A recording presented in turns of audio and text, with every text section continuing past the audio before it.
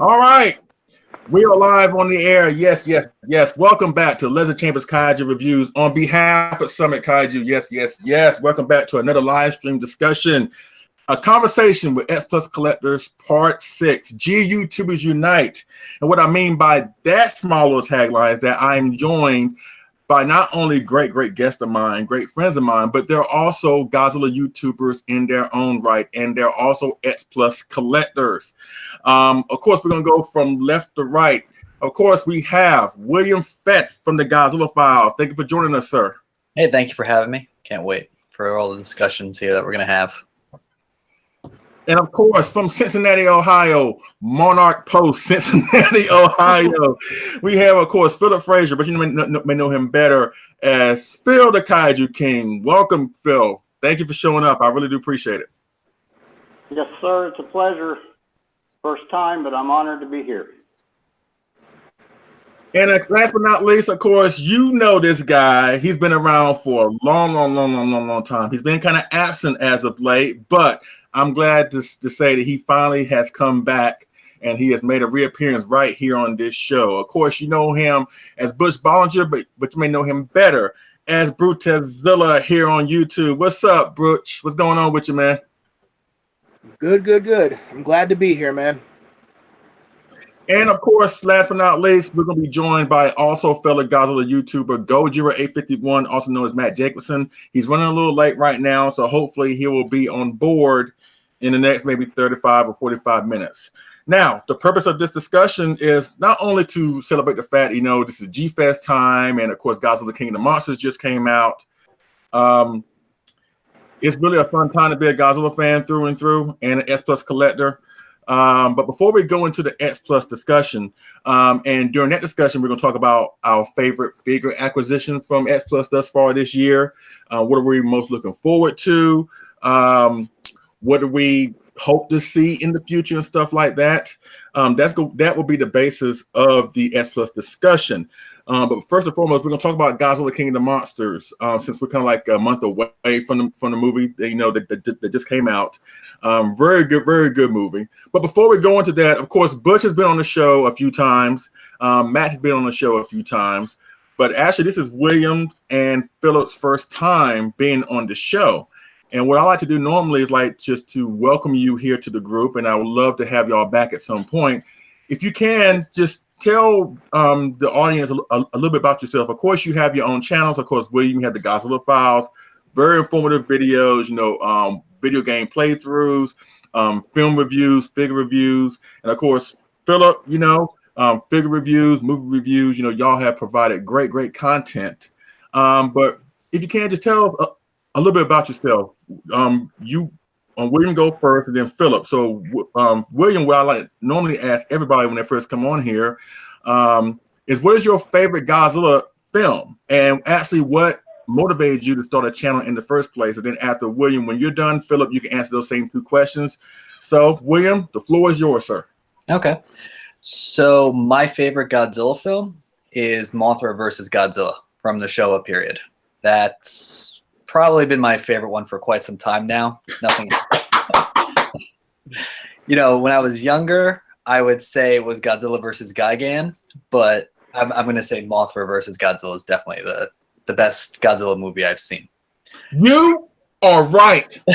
You are absolutely right. You are absolutely right. There's nothing wrong with what you just said. You are absolutely right. I can see me and you gonna get along just fine. Yeah. We're gonna get along just fine. That's awesome. But yeah, so your favorite film is Mothra versus Godzilla. What was actually your first Godzilla film? My first, I'm gonna actually probably say it was Godzilla versus Gigan. That's kind of the one that I remember the most. That or Godzilla versus Biollante. I had both of those on tape, so those ones were the ones I would always watch. So completely two on the opposite ends of the spectrum when I think about it. But yeah, it's Godzilla has been pretty much my whole life growing up. So, you know, started from dinosaurs, and then my parents showed me Godzilla, and it's kind of just been going from there.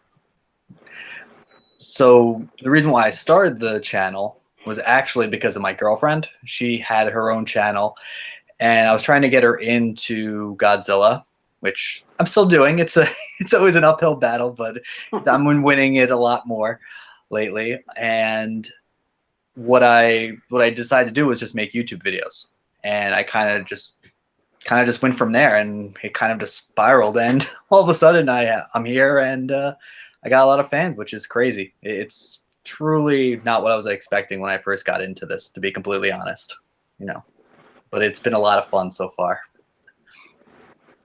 Yes, and like I said, I enjoy your content. Your content is very, very informative, very, very entertaining, and it has got me interested in certain things. Like your video devoted to the Toho special effects books. Yep.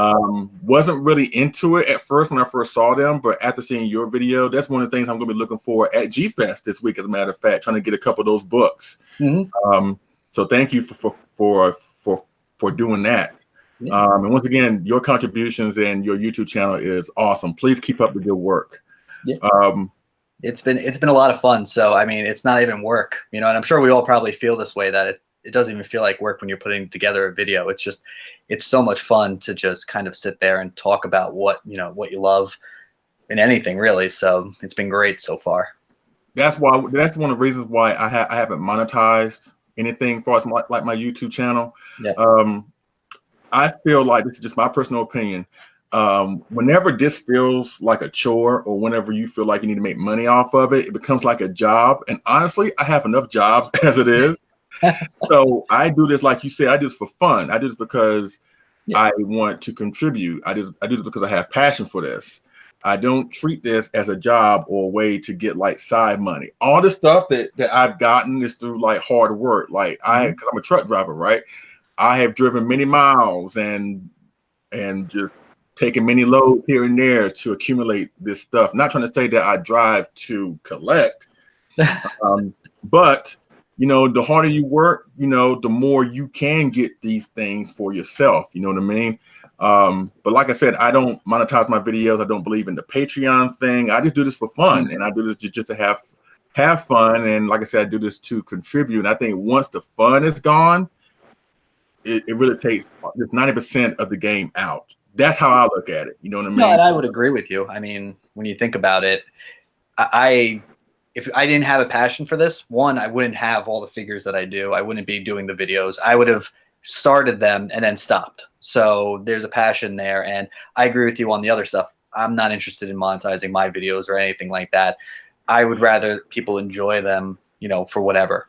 I'm able to put clips in there that maybe people haven't seen. So, all that kind of stuff changes once you start, doing that with YouTube. So. Absolutely. All right, Phillip, it's your turn. What is your favorite Godzilla film? What was your first Godzilla film, and what made you decide to become a YouTube content provider? All right, my favorite Godzilla film. Oh boy.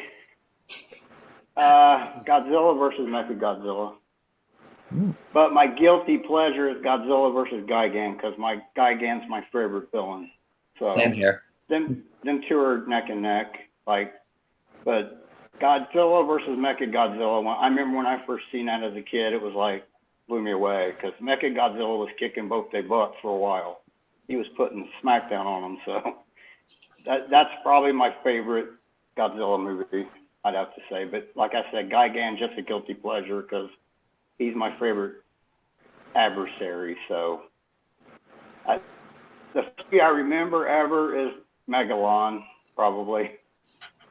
A lot of the 70s movies are the first movies I remember watching when I was a kid.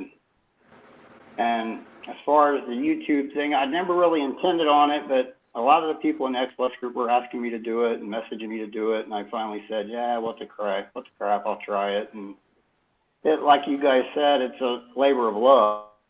I don't want no money for doing this stuff. It's just, I enjoy doing it. It's a labor of love. I don't never want to get paid to do this. I don't care how many subscribers I ever have or whatever. It's what I love to do. It's what I love to talk about. So it's my hobby. So that's where I stand with that. Phil, I was going to say, I've been watching your YouTube channel since it started. and you just have so many unique figures. I think that's my favorite part is I don't know what you're going to show from week to week or whenever you do your videos. It's always very interesting. Well, my favorite suit's a 68, and I would kill X Plus for a gigantic 68 or a 75 even. But I have a custom 68 being worked on right now. So, but we're not talking about custom. So, but that's in the process of being done now. So. Actually, you know what? That's our kinship, Phillip and I, because we contract with Mark Sang-yang, and of course he's done that for me. That Kong right there, and he's done a couple things for me. He's done lots of stuff for Phillip. He's just one of those, I believe, unsung heroes when it comes to Godzilla figures and customizations and stuff like that. He deserves a lot more praise than what he gets, and I hope a lot of people will try and seek him out because he does offer quality stuff, and he has gotten better as time has gone on. Especially when it comes to the Kong pieces, like his Kong pieces, especially the ones that he has made for Phillip. Since Kong is kind of like in this gray area where he's kind of like untouchable when it comes to toy companies, Mark Sang-yang has filled that void many times over. So he's, like I said, he's an unsung hero for me. Back there, I got a whole shelf of them. It's all marked back there. Yeah. The whole thing. It's X Plus. I would love to see more X Plus Kongs. Every year. It would be awesome. I'd buy every one of them. Exactly. Now, Butch, it's your turn. Of course, everybody knows Butch Bollinger, Brutazilla. What's up, man? Of course, we already know your favorite film, and it was actually your first film, Godzilla 1984/1985. And of course, you've been doing this YouTube thing longer than all of us have. So how you been doing? How you feeling? Doing good, man. I'm glad to be here. I always have fun with these things, and just super excited for G-Fest. I can't wait for it. Absolutely. Of course, everybody in the chat, Liam Foley, Super Gador, what's going on, people? Thank you for showing up for this discussion with us. We really do appreciate it. Of course, if you have any questions for the guests up here, please pipe down in the comment section. We'll get to them as much as we can. But before we go into the X Plus discussion, let's talk about Godzilla King of the Monsters, the movie. And of course, let's try and be brief. That way we can go ahead and shift into the S Plus discussion. Hopefully by then Matt will be on board with us. But what I want to know from you guys, William, you go first, then Phillip, then Butch, and I'll go last. Now that we're removed from the film like a month away, how do you feel about it? Do you still love it as much as you did when you first watched it? Is it still high up on your list or wherever it lands on your list? And how does it make you feel moving towards next year's Godzilla vs. Kong? William, the floor is yours. So overall, I still think it's a good movie. I've actually enjoyed the book maybe a little bit more, believe it or not. The book has a lot of information and a lot of backstory to a lot of different things that I think brings the movie, gives it more information, and it works so well. But I still think the movie was very enjoyable. I saw it 3 times. There are still things that kind of hold it back from being a great film, like how I look at Mothra versus Godzilla, for example. There's just certain things that kind of hold it back. I'm excited for Godzilla versus King Kong. I hope they don't make any kind of drastic changes in between then, because I think you're going to kind of see something that happened with the Justice League. They kind of tried to change things up midstream. So I hope they kind of keep going the course, because there's still a lot of good in the MonsterVerse, in my opinion. I think it can still be a great film cinematic universe.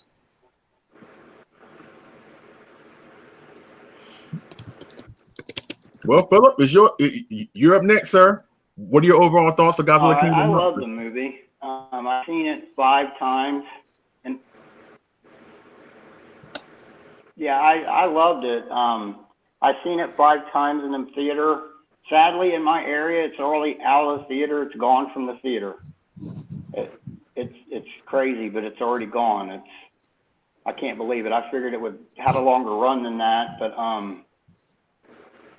I hope the MonsterVerse isn't adversely affected by its financials, but I love the movie. I love the whole. It was Easter eggs like crazy. It was a Godzilla fan's dream movie, and I think that's part of why it didn't do so well with the general public, because some of the little things people just don't understand that we understand, you know. But I absolutely loved it. I thought that was the baddest King Ghidorah yet of any of the King Ghidorahs.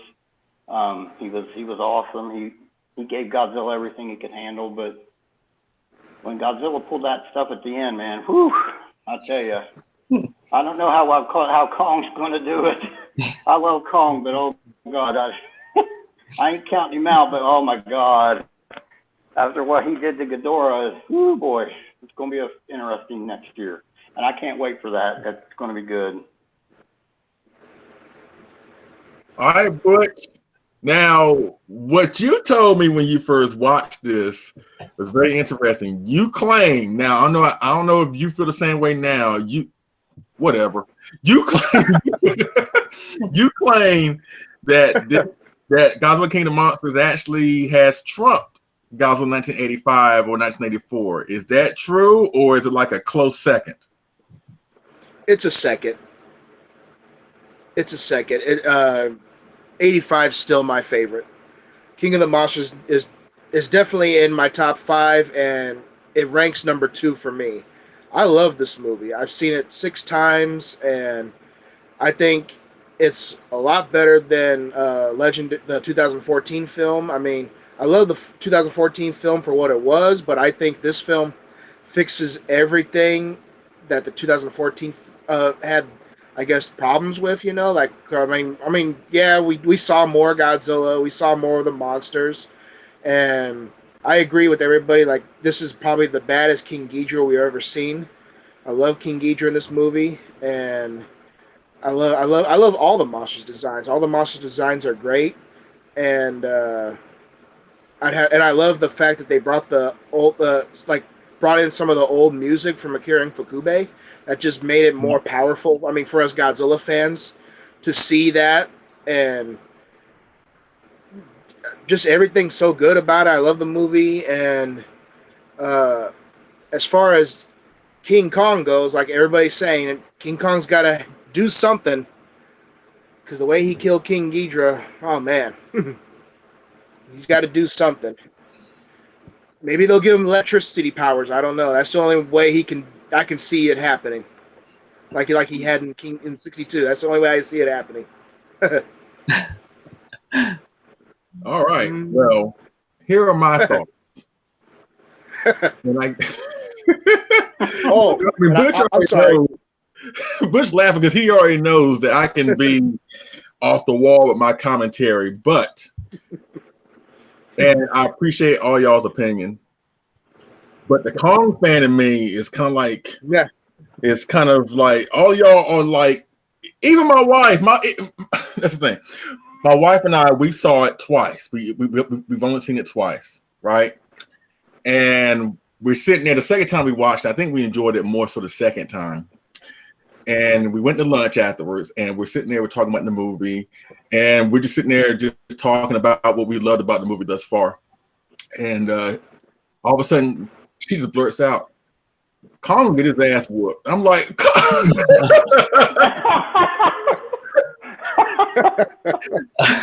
so the Kong fan in me is like, okay, all right, well. And now hearing your commentary, all three of y'all, it sounds like y'all not really giving Kong too much of a chance. And I love Kong. I love him, man. I got 20 freaking figures back there of him. But, oh my God. And I know, and I understand that. But here's my thing, okay? Well, actually, you know what? I'll shift into the Kong situation after I get done with King of the Monsters. But I thought the movie was amazing. I thought it was awesome. It was a highly enjoyable flick. Of course, it does have flaws, just like every other film, except for MonsterVerse and Godzilla. That's the perfect film. I'm just joking. But it was a highly enjoyable flick, which I was more excited about after the fact. Now, I knew going in it was going to be a fun flick. I had no idea it was going to be that fun, and it was enjoyable on so many levels for me. And that's why I didn't really pay attention to the whole Rotten Tomatoes thing and certain critics that were seeing the film early and giving their criticisms of it. Here's the thing, in my opinion, this movie wasn't made for the casual fans. It was made for Godzilla fans. And you know what? There's absolutely nothing wrong with that. Like, I view this film more so as a callback and more of a fan service film to the Godzilla fans than, let's say, Godzilla Final Wars, right? Mm-hmm. You know, with Godzilla Final Wars, say what you will about Godzilla Final Wars, you know, at its core, it's still like a callback fan service film to Godzilla fans, you know, with the resurrection of the Showa monsters, certain movie things, aliens, blah, blah, blah. But I find King of Monsters more of a great fan service film for Godzilla fans. And the fact that it didn't do as well like initially, right? And we were all like in panic mode, you know, wondering, you know, if they're going to reset the MonsterVerse, if they're going to stop the MonsterVerse at the Godzilla vs. Kong. But as we understand, they already shot Godzilla vs. Kong, and for what I understand, they're still moving forward with the March date. You know, now I know if the slow financial accumulation of money for the film is, if it's kind of slow, it may make Legendary rethink their strategy when it comes to the MonsterVerse. But honestly, this is just, you know, I'm saying this as a fan. If they were to stop with Godzilla vs. Kong, I'm actually fine with that. You know what I mean? Because we're still getting Godzilla films from Toho, you know. But if they continue it, then that's still fine too. I just think that we shouldn't really jump the gun about what Legendary is going to do, because until Legendary comes out and makes a formal announcement saying that they're done with the MonsterVerse, we really shouldn't have anything to worry about, because this movie still made money. It made money at the end of the day. You know, it could have made money a lot more or in a quicker way as Godzilla 2014 did.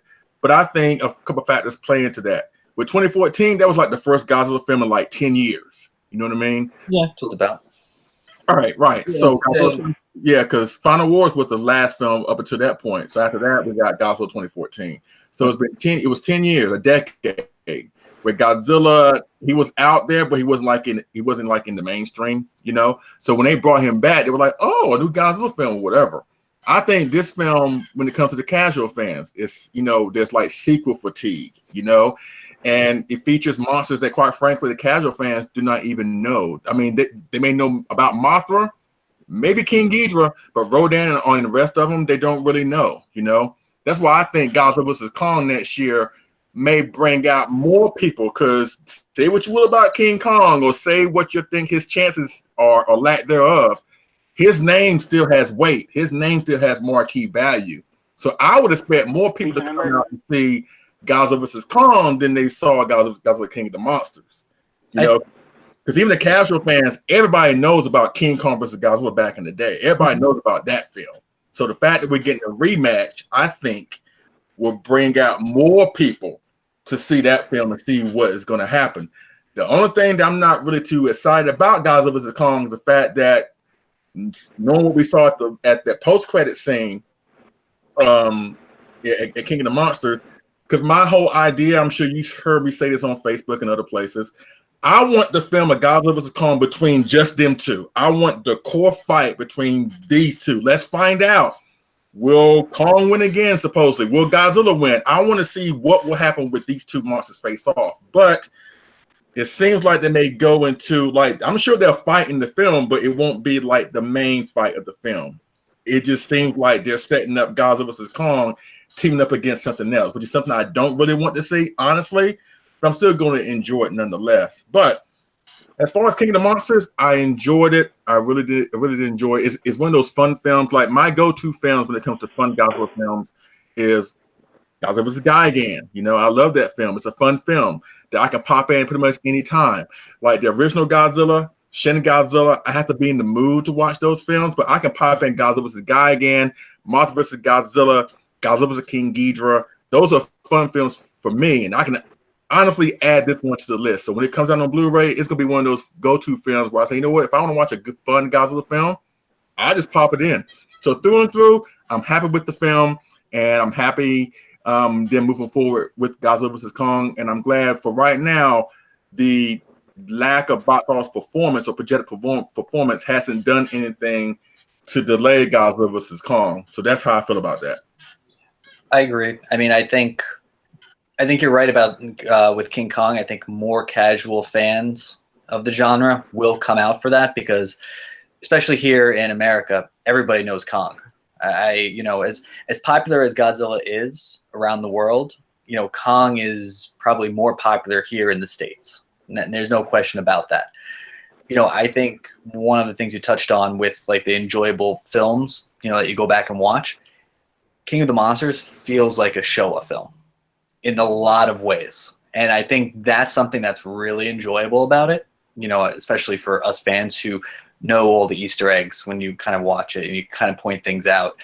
And because of the enjoyability of it, I think it's going to, in time, bring a lot of new fans to the genre. It's just, I don't think the initial release of this brought new casual eyes to it. I think as you watch it on DVD or Blu-ray or however you watch it, I think more people will be more interested in this film and in Godzilla itself. Because here's how I look at the MonsterVerse. If they end with Godzilla vs. Kong, here's how I'm looking at it. Godzilla 2014 was made to appeal to both Godzilla fans and casual fans to introduce the character back into the mainstream public. Mm-hmm. Kong Skull Island was made to not only to please Godzilla fans, but also please the Kong fans, both old and new. King of the Monsters is just for Godzilla fans, okay?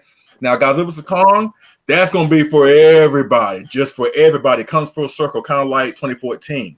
That's how I'm looking at the MonsterVerse. And like I said, if it ends with Godzilla vs. Kong, I'm fine with that. I'm fine with short, concise story arc movies. As long as the movies are epic, like the Heisei Gamera trilogy, like something short like this, I'm fine with that. I'm fine. But I'll also be fine. I mean, don't get me wrong. If they were to continue the MonsterVerse, I'm fine with that too.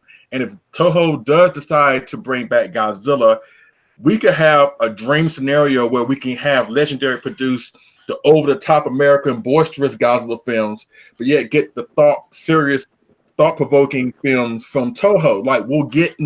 We'll get two versions of the same character all pretty much at the same time. It's like you have the Christopher Nolan, Christian Bale Batman asunside the fun Ben Affleck Batman. And yes, I do find Ben Affleck fun. So don't hate me in the comment section. but I think we're on the cusp of seeing that happen, and I hope it does happen, because in the end, the fans are going to win. You know what I'm saying? It's going to be a win-win for the fans. So minus their wallet when the X Plus starts releasing pictures. Yeah. So, but before we move into the X Plus discussion, Phil and Butch, do y'all have anything that you want to add to put a final bow on the King of the Monsters and Godzilla vs. Kong talk? Yeah, I agree. Kong is 33 is my movie that started me into the kaiju. It's my favorite movie. It's the greatest adventure movie ever. And he is an American kaiju, and I think him in with Godzilla will bring a lot more fans. I agree with both of you on that. I do think that will happen. So you can say what you want about Kong, but he is an American kaiju, and he is well recognized here. So I think he will have an impact at the box office in that movie. Okay, Butch, any final thoughts? Yeah, I really hope this new King Kong vs. Godzilla, is really good because, as you know, my favorite Showa film is King Kong vs. Godzilla, and so I hold that movie in high regard. So that's why I'm like, I hope this movie, is just as good, hopefully, because the way I see it, King of the Monsters is to me almost like a remake kind of Ghidorah the Three-Headed Monster, except with the fact that we got because I thought they were all going to fight King Ghidorah, but you called it, Leslie. You said you wanted to see something new, and we did see it. Rodan fight Mothra in her adult form, and we never seen that before, and I'm glad we did, because like you said, we kind of saw that where Rodan fought Mothra a little bit, but she just sprayed her silk at him, but that was about it. But we got to see something new, so To me, that was like a remake of Ghidra, and I'm hoping like this Kong vs. Godzilla, you know, is a really good film, and the fact that hopefully we'll get a clear winner. And if they actually do throw in another monster, per se, like to throw in there, hopefully, I don't know. Hopefully it doesn't. Hopefully we still get a clear winner. But I don't want to see, something like that happen. Like I don't want to see that. To be honest, myself, I just want to see those two go at it, and that's it. And I feel the exact same way. And like I said, that post-credit scene didn't leave me too optimistic about that. But like I said, I think Godzilla vs. Kong is going to be an epic film. And for everybody that's selling Kong short, okay, I will admit, he may not be the kaiju that Godzilla is. He doesn't breathe fire. He doesn't breathe shoot out gravity beams. He can't fly. He can't do all these different things. But in my opinion, I think Kong has the physical strength advantage.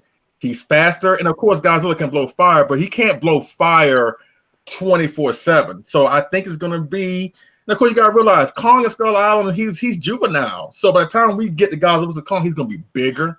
He's going to be stronger. I just think, and of course, there are some people out there that don't like Kong. They don't get the appeal of Kong. They can't stand Kong. They don't think that he's a credible kaiju, which I think is kind of crazy, especially with the Toho Kong that can fart electricity. You know what I mean? And I think y'all could be in for a rude awakening. You know what I mean? I think a lot of folks don't want to see what happened in '62 happen again, where Kong was somewhat seemingly the victor, I guess. And I guess some people don't want to see Godzilla lose or the possibility of him losing, but it does. That's the whole intrigue of this film. Like, well, because obviously it started with Godzilla 2014, right? They brought Kong in. Are they going to bring Kong in to have him fight Godzilla, to have Kong lose? Or are they going to have Godzilla lose, but he's the one that started his MonsterVerse in the first place? Are they going to have Kong win since he somewhat won in the first one? Is Godzilla going to get his win back? That's the thing we don't know, but that's so intriguing about it. You know what I mean? And that's what's getting me so excited. I'm more excited about that film than King of the Monsters, even though King of the Monsters really pleasantly surprised me. But I'm looking forward to how they will deal with Godzilla vs. Kong, and according to what we saw, like the tail end of the film with the news clipping and stuff like that, where I guess apparently they're building a mechanized giant. Spoiler alert, people. You haven't seen King of the Monsters? I'm sorry, we want to spoil a little bit. They're building a mechanized giant on Skull Island. All the monsters are going to congregate on Skull Island. It's just like they're coming to Kong. So, and it's funny when King Ghidorah, after they deployed the Oxygen Destroyer on King Ghidorah and Godzilla, and King Ghidorah, is he's unfazed and flies away, and Godzilla disappears, and King Ghidorah assumes the alpha role or whatever, and all the monsters respond to him.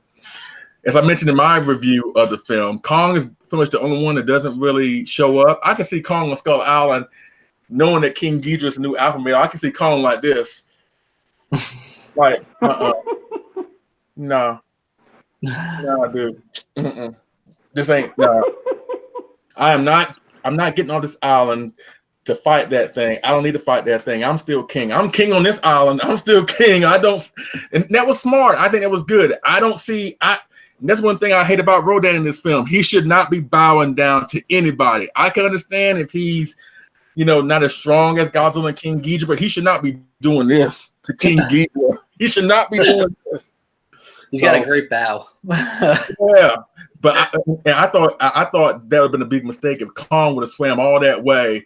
See King Ghidorah just bow his head. I'm sorry, that's not something that Kong should be doing. I'm glad they didn't show that. Like I said, I bet you Kong was on Skull Island was like, no, dude.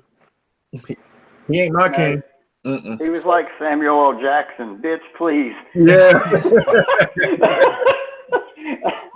I don't know if you guys have read the book or not, but they actually kind of talk about Kong on Skull Island after Ghidorah's roar, and the skull crawlers answer the call to Ghidorah as well. And they were saying in the book, they kind of leave it as the hunt has kind of begun. So the idea, to me anyway, is that Kong has just been busy killing any skullcrawler that kind of pops up, like a whack-a-mole kind of deal.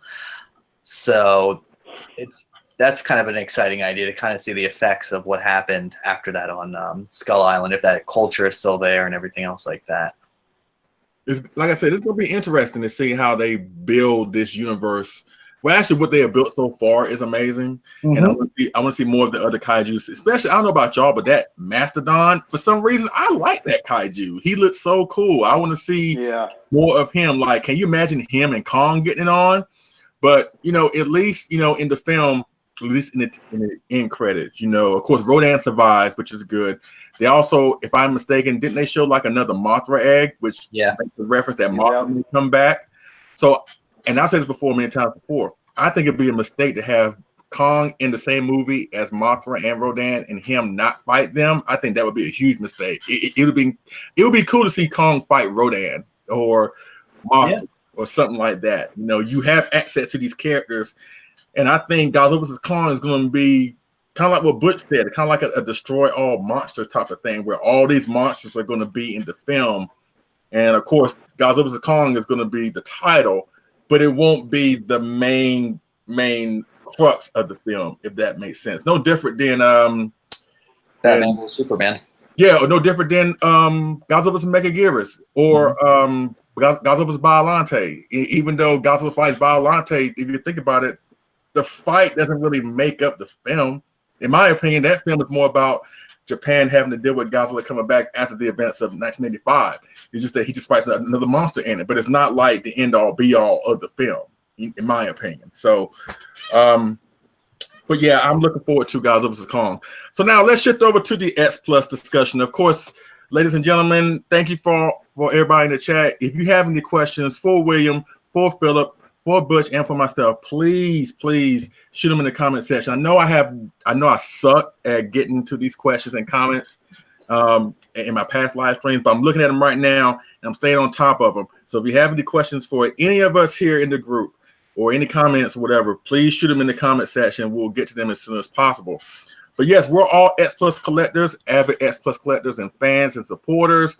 We all are X Plus figure reviewers on our respective channels, obviously. And of course, X Plus has been, doing a great job this year, last year, whatever. So my first question for us X Plus is concerned, and like I said, we'll go to William, then Phillip, then Butch, and then I'll finish up in that row. What has been your favorite figure acquisition thus far from X Plus, since we're halfway into the year anyway? So I've gotten pretty lucky. I've dodged quite a few bullets from X Plus this year. There's a lot of really cool stuff that's come out, but because I pretty much exclusively collect 30 centimeters figures, there isn't much to choose from this year. They've really focused on the 25 centimeters a lot. And there's been some really great ones that I've almost kind of thought about getting. But I would have to say Ebra is my favorite this year so far. I think it's completely a surprise hit. I was picking him up because the Showa period is my favorite Godzilla period. And I was like, you know what, let me get him. Yes, it's maybe not my favorite film of all time, but I still enjoy the film overall. And when I got him, I got the Rick version, and to me, it's great. It's perfect. It's just a so detailed figure, like all of them, but this one it really does pop, especially with the water effect that I keep him at, how I have him displayed. All right, Ebra. You know what? That's surprising me, because actually Ebra is a good figure. For a monster that's not too well known, or at least not up on a level as Mechagodzilla, King Ghidorah, whatever. They did a good job on Ebra, and the fact that he's not $800, that's even a whole lot better. So yeah. Like I said, I think it's a complete surprise, especially with how people look at that film. And if they decide to do a 30 centimeter Godzilla from that film, they better do it with a water effect as well, so I can match these two up together. It's my only thing from X Plus. If they're going to do that Godzilla from the film, they have to do that as well. And maybe a rock that they can hit back and forth. Well, how about if they gave it to Austin the head where he looks drunk? No, that's true. That's his true. eyes are just like. I don't know about y'all, but when I first saw that, and of course, you can even a casual fan notice the difference. After he fights the airplane squadron, he looks fine, but when he gets to the base in the very next scene, I'm like, what kind of cocaine was he? What cocaine was he sniffing before he came up here? He's throwing rocks, and he's like, yeah, I don't get it. His whole entire like side and the way he's just always hunched over for some. I guess Nakajima might have hurt his back or I don't know. He's always hunched over in that film for one reason or the other. It's the face that gets me, and then in the next film, when he comes out of the water, the eyes are even bigger. I'm like, how'd you get the eyes bigger? he rises up and he's like, oh, God Almighty! Oh, you gotta love the show film. You gotta love the show. You gotta love Showa. You gotta love the show. Amazing. All right, Emperor for William. Philip, what's yours? I think I have a no, and you can't count this one because he's not X plus. I know. You can't count this one. I want to, but he's not X plus. But go ahead. My personal collection, my figures of the year is not X plus. Neither one. There's two of them, and neither one. So X plus Sakai 02 for me. Okay. But that Ghidorah 64 surprised me a lot. Surprised me. I didn't order it. I got it from a guy in the group, and it shocked me how good it is. And there's enough difference there in that Ghidorah. I already had the 68, but it surprised me. But as far as for me, that's the Kai 02. But it's close between that Ghidorah and the gigantic 89.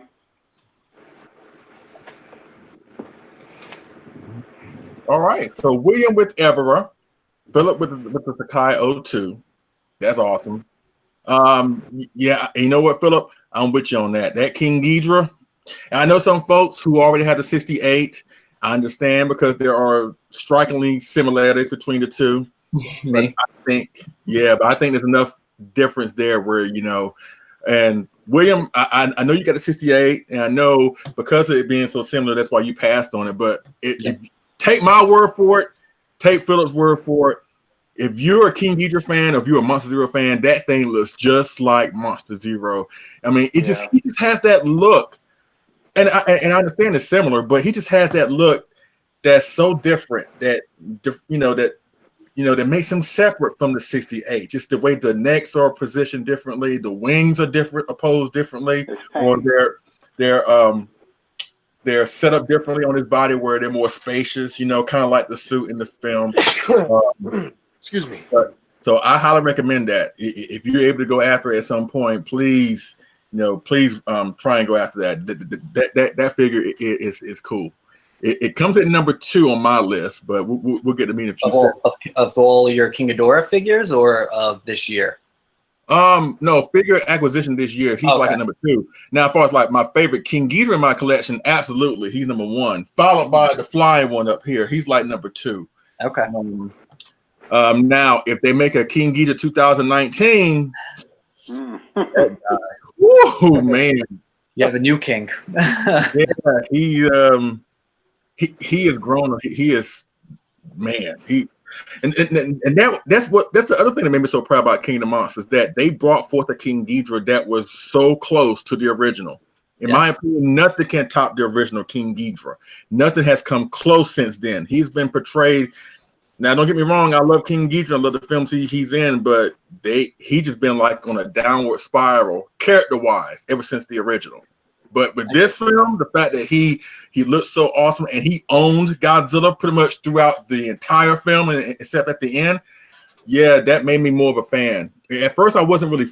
I was kind of skeptical about him and his design. I was like, let me just. I didn't poo-poo the design. I was like, let me just see more of him in action before I make a judgment call. And don't get me wrong, the SH Monster Arts figure looked good, but I want to see him in action before I make any kind of decision. And once I saw him in action, I'm like, yes, I need one of those. I need one of those at some point. So hopefully S Plus will make that happen. But Butch, what has been your favorite figure acquisition thus far this year? I would have to say this guy, the 65 25 centimeter figure. Okay. Um, I think when it comes to X Plus figures, I enjoy collecting 30 centimeter figures more because when it comes to 25, at least in my opinion, sometimes they're hit or miss. But when I saw pictures of this just looks so beautiful, and I'm like, I had to get this because for one, I don't have 65 in my collection, and that's why pretty much it's just a beautiful figure. I'm glad I got it. I might bring it to G Fest. I'm not sure. Maybe have Akira Takarada autograph it. Other than that, I have to say this is probably my favorite figure that I got this year. And if I had to pick a second one that I have with me right now, it would probably be this guy here, Ultraman Tiga. I'm a big Tiga fan. And yeah, that's it. All right. Well, I mean, of course, mine is going to be a no-brainer. My favorite figure acquisition thus far, sorry, Gamer, is the Gigantic 89. Hands down. That you know, I know I was crapping on people that were wanting that figure, blah blah blah. I do it out of fun, folks. I wasn't really serious. You have no idea how many people came up to me and said, "Are you really serious when you be dogging out the 89?" I was like, "No, I'm just having fun at y'all expense, and y'all fall for it every single time." And I'm sitting there just laughing, you know, with all these crappy reality shows. Me seeing your reactions of me picking on y'all was the most entertaining thing. But I have to say, I have to give credit where credit is due. That Gigantic 89 is awesome. I'm glad I got it. I'm glad it's far surpassed what I ever wanted to see as far as the 89. Or at least gigantic series wise. Like I said, number 2 is on my list is King Ghidorah. My third favorite release thus far are the Gargantuas, the jumping Gargantuas, at least jumping Gyra, I should say.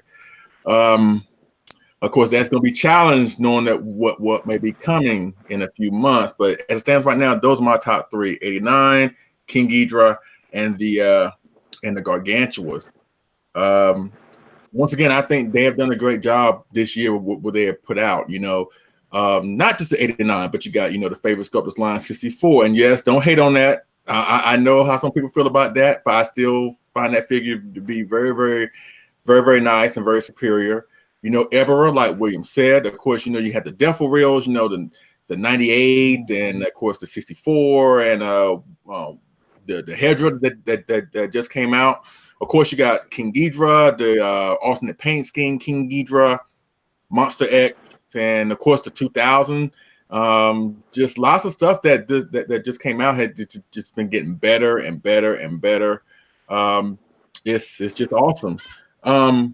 Before we go into any further, there's a question that E. Lindsay Artworks wanted me to address. He asked me, what are my thoughts of the 25 centimeter Varan? And if that's in response to, I guess, the upcoming one that's coming out in September, the black and white one. Now, I have the original brown one, painted one. Let me just say, this is, like, in my opinion, the best Varan that you could ever find.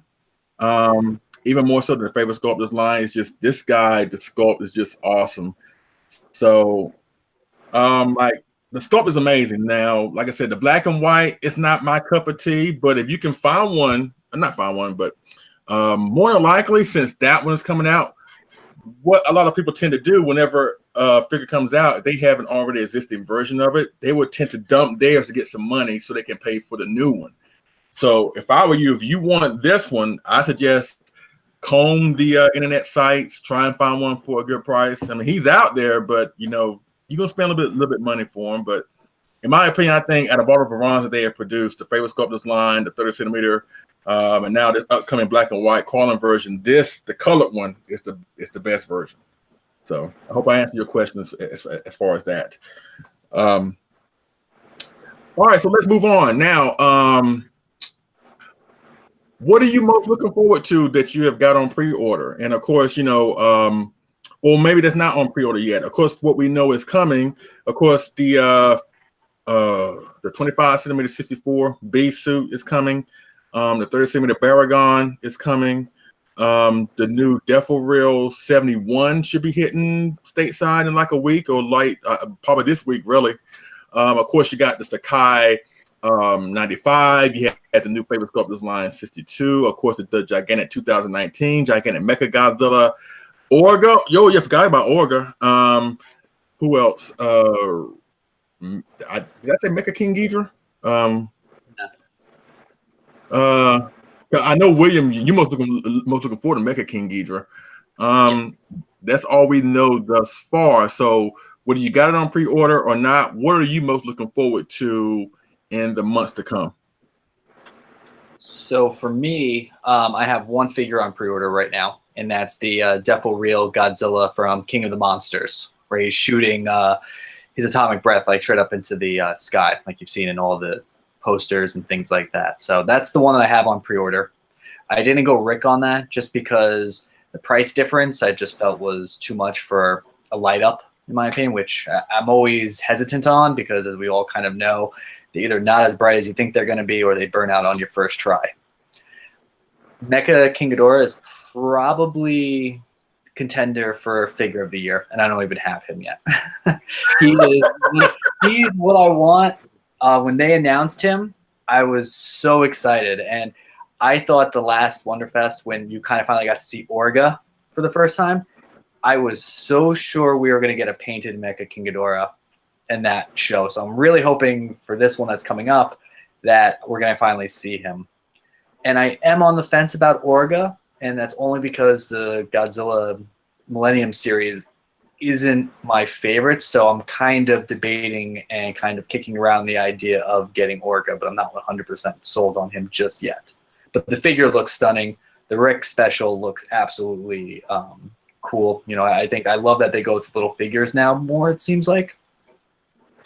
You're just saying the Varan, that Rick exclusive was really cool too, like the statue that came with it. I thought that looked great too. So I hope they kind of do more of those things. But that's kind of where I am, at least for this year so far. But that can change in next couple of weeks for the next show. All right, we got Edwin Talavera. We got Summit Kaiju. What's up, Jeremy? We're representing. What's up, y'all in the chat? Thank y'all for joining us. You know, like I said, if you have any questions or comments, please shoot them down. You know, we'll get to them. We're having a great discussion thus far. These guys have been awesome. So thank y'all for being in the chat, and thank you all for being here with us. Phillip, of course, what are you most looking forward to? Far as like what you got on pre-order or stuff that is not on pre-order yet, but you're most looking forward to getting once it does come up for pre-order. So the floor is yours, sir. Alrighty, I'd have to go with pre-ordered the Sakai 95 Rick, the Favorite Sculptors line Walking 62, which I know some people didn't like that, but I had to order that thing. I couldn't help it. I had to. It's show is like my weakness. I can't help it. As far as what I want to pre-order, it would be that gigantic 19 and gigantic Gigan. That's like my dream gigantic. I think that Gigan, but I don't know when that'll come. But what I have on pre-order, I'm most excited about is the Sakai 95 and the Walking 62. You mean the Hugging 62?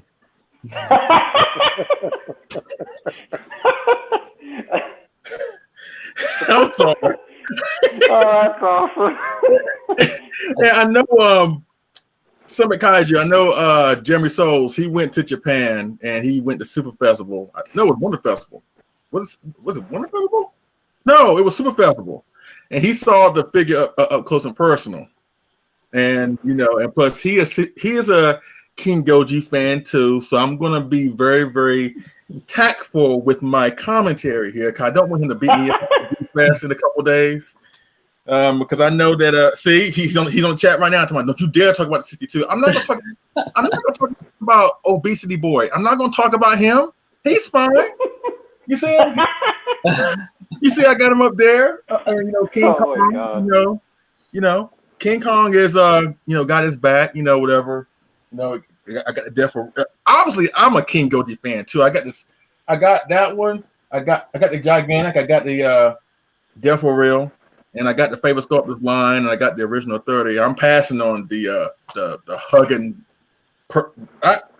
Man.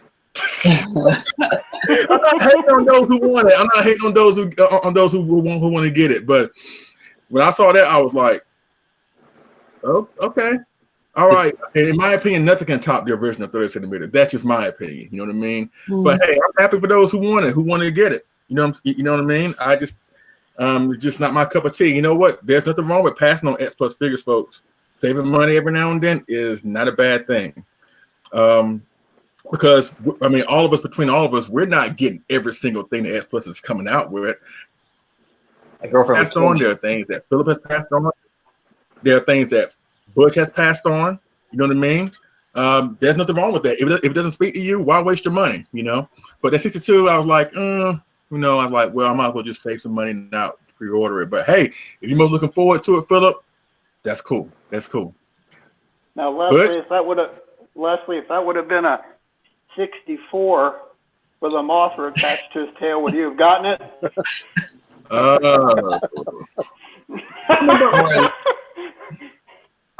we got the Death for Real. No, I'm talking like a full 30 centimeter figure. That's the thing. That's what actually made me excited about the 62, and that actually leads me to another question that that'll actually be the next question. So I'm gonna say that for the next topic, and I'll address that then. But if they were to make one for a good price, as long as the sculpt looked good, then yeah, I would. You know, because I know you have a thing for the 62. You know, I know he's like your favorite. Like I said, Jeremy Soule, Eric Henry. You know, they love the 62. I think even Butch has a thing for the 62. You know, Yep. You know, I mean, both of our Godzillas have. Our respective Godzillas have, you know, legit criticisms that could be thrown its way, like the 62, you know, needs Thigh Master. My Godzilla looks like it needs to drink coffee every now and then. So we all have our criticism when it comes to our respective Godzillas, you know. The 68 kind of looks like Cookie Monster in the face a little bit. Sorry, Phillip, but He does. I ain't gonna lie. All right. Butch, what are you most looking forward to for like pre-order or that's not been announced for pre-order yet? Well, for pre-order, I'm looking forward to the Death for Real King of the Monsters. I got the Rick version. Normally, I don't go for light-ups, but I took an exception in this case because I thought the light-up might look cool, you know, because of what it is, and maybe it's a Death for Real, and it'll be my first Death for Real light-up that I have.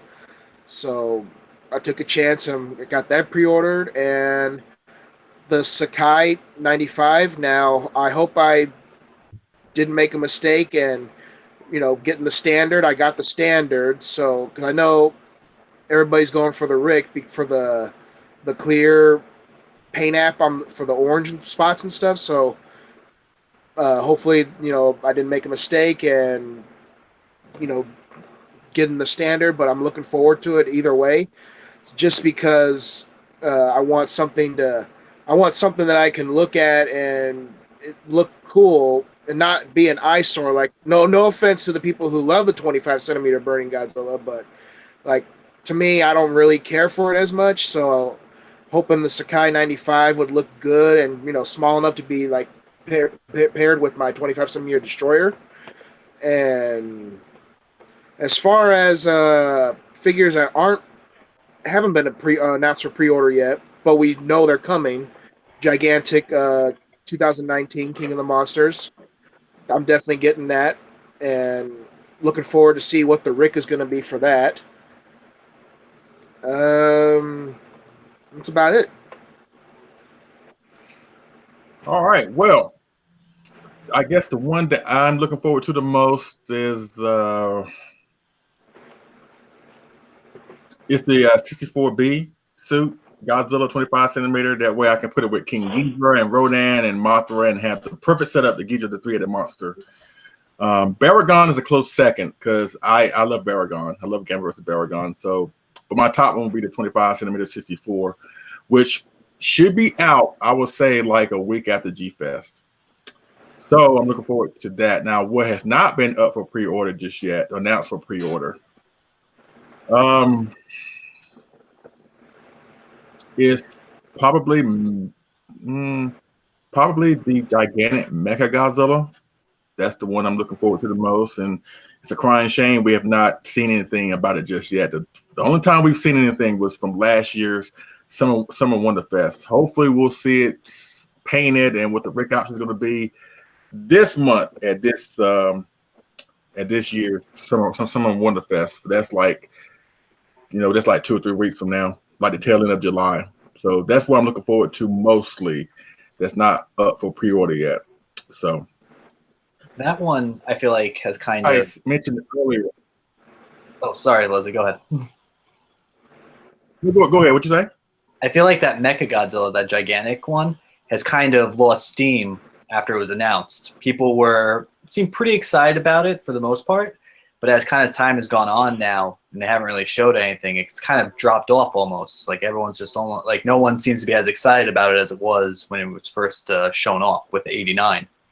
Except for me. I'm sorry. That has always been on my mind. I don't care if it has lost some steam or if people have forgotten about it, which is a shame, honestly, really.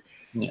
And don't get me wrong, I am happy that the 2019 is coming, and it was smart on S+'s part to do that, to strike while the iron is hot. I think the reason why we have not seen anything involving the 2019 is because I think they wanted to wait until the movie came out, because obviously they couldn't really say what the big option could be, which may be like a spoiler for the movie. But now that the movie is out, I would expect him to show up at the show in a few weeks from now. Maybe we'll see what the option would be. If I had to guess, and I don't know how y'all feel about this, but what if that Rick option for the 2019 were to have looked like the Burning Godzilla? Would y'all be interested in that? Yeah, I think they kind of started with those things, like with the Ghidorah from Ghidorah 3. They kind of did the different colorization, so that would kind of be a cool idea for them. I think that would force everyone to probably buy double, so X Plus would definitely love doing that. Philip, how you feel about the 2019 Gigantic? Would you want them to have the Rick look like the Burning Godzilla? But honestly, in my opinion, nothing can top this guy, so I don't know. I'd like to have the fire. Is it called Fire Godzilla from 19? I guess I don't know what it is. I like to have it in 30 centimeters, a closed mouth. That's what I like to have it as. And the Rick for the gigantic 19, I'd like to have one of the torn off Ghidorah's head. And that way you can stick it into the mouth, right? Okay. Yeah, that'd be cool. I mean, that's what I like to see for the Rick is Ghidorah's head. But as far as the Fire Godzilla or Burning Godzilla, I'd like to see it in 30 centimeter with a closed mouth. Or if anything, it may come like with blue translucent dorsal plates, something like that. Right. Butch, you did say that you're gonna get the 2019, right? The gigantic. Are you gonna get it? Yep, I'm getting it. Would you want the Burning Godzilla effect on it for it to be the Rick, or would you want like the translucent dorsal plates? Because I highly doubt it's going to come with something like a small, like I don't think it'll come with like what's that ship that was in the film? What's it called? I forgot what it's called. Argo. Yeah, the Argo. Like I don't see it coming with that. I think it would be something cosmetically on the figure itself versus being like, something like an extra with it. So that's why I mentioned it may be. I think that, honestly, like I said, the more I think about it, the more I think it is going to be the Burning Godzilla effect. You know what I'm saying? I think as long as it's not oversaturated, if they get the perfect mix to it like this, because this guy right here, after all these years, this guy came out, 2014? 5 years.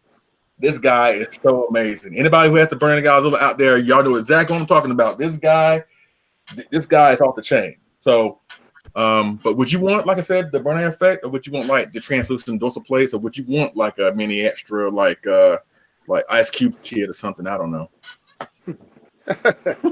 I agree with Phil. On this because I would want that Fire Godzilla to be a 30 centimeter as well, with the closed mouth option. I think that would look cooler.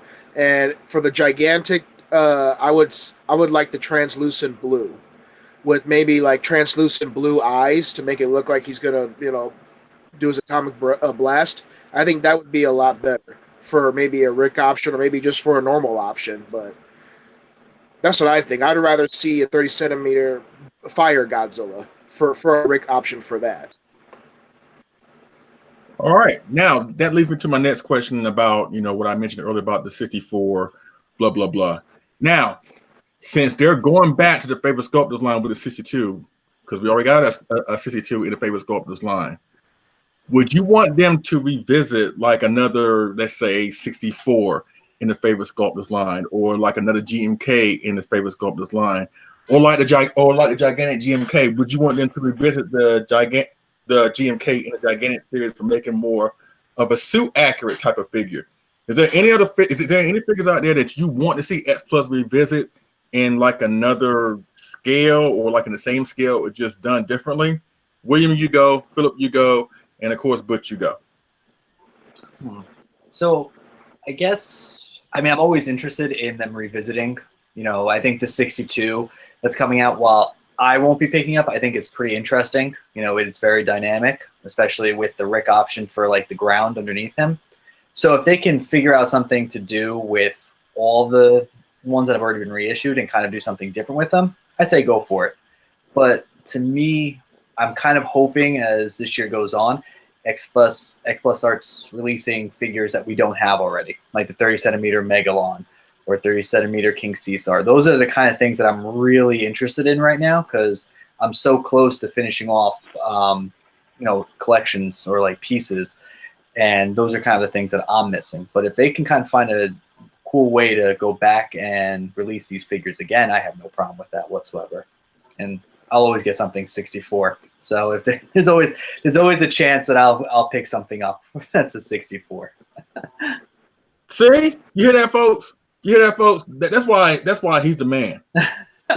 You should sub to every single one of these people right here, because they're awesome people. But that William guy, 64 all the way, baby. 64.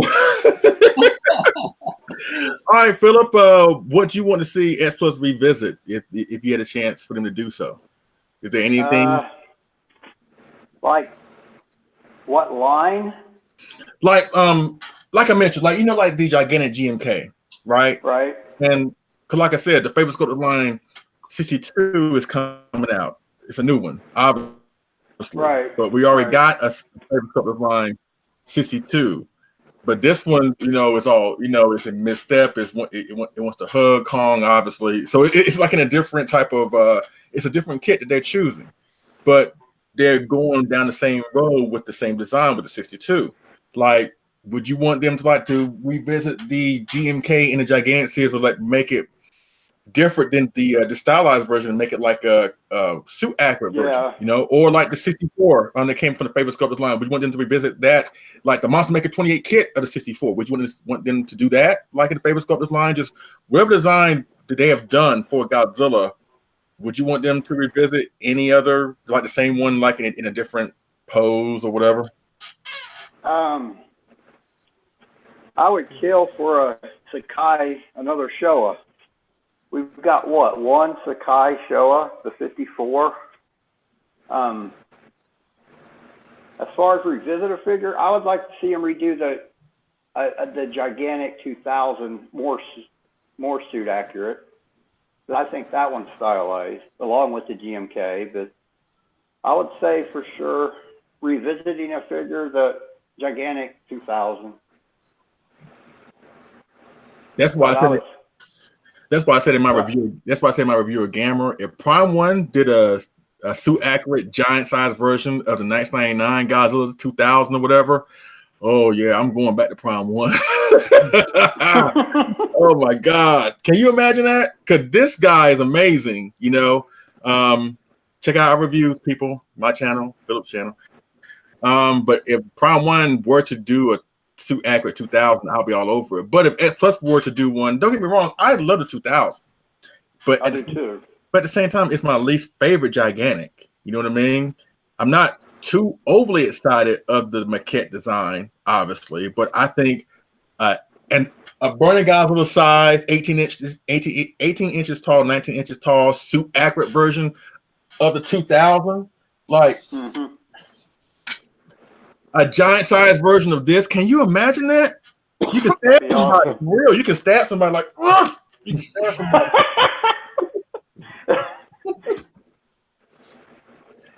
So that would be cool. All right, but you're up. I don't really have any. I can't really think of one. I was thinking that whole time. You know what? I can't think of one. I just want more 84 stuff. It's funny. Would you want them to revisit this 84, but do something different, like make another 25 centimeter 64, like a 25 centimeter favorite sculpt this line version, like let's say, like the one you got, the Monster Maker 28 version. Would you want them to revisit this? Yeah, that'd be awesome. For Godzilla 84, I would say like if they do the Defo reel, if they brought that up to scale for like 30 centimeter, and you have the Rick option with him holding the generator, I think that would look amazing. You know, I think that would look so good. Yep. If not, contact Mark Sang Yang, right, Philip? I got him right back there, up on top of the shelf. Gigantic 84 holding a reactor. Yep. Yeah. Same. For me, I have to go with that.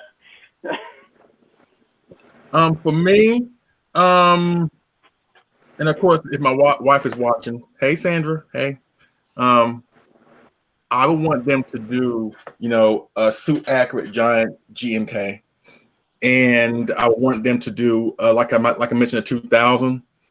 And if they were to go back to the favorite sculptors line, yes, I would love to see a Monster Maker 2864. Those are like on the top of my list. You know, I'm pretty much fine with every single figure that S Plus has ever done. I don't collect figures that I'm not a super huge fan of. I think by doing that, you're just wasting your money.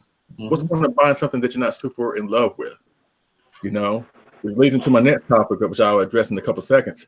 But for the most part, I've been highly satisfied with what they have done so far. But if they were to go back to certain Godzilla designs that they've already done in certain figure lines, but yet reintroduce them in the same line, just in a different type of pose or sculpt, like I said, it'll be a suit accurate gigantic GMK.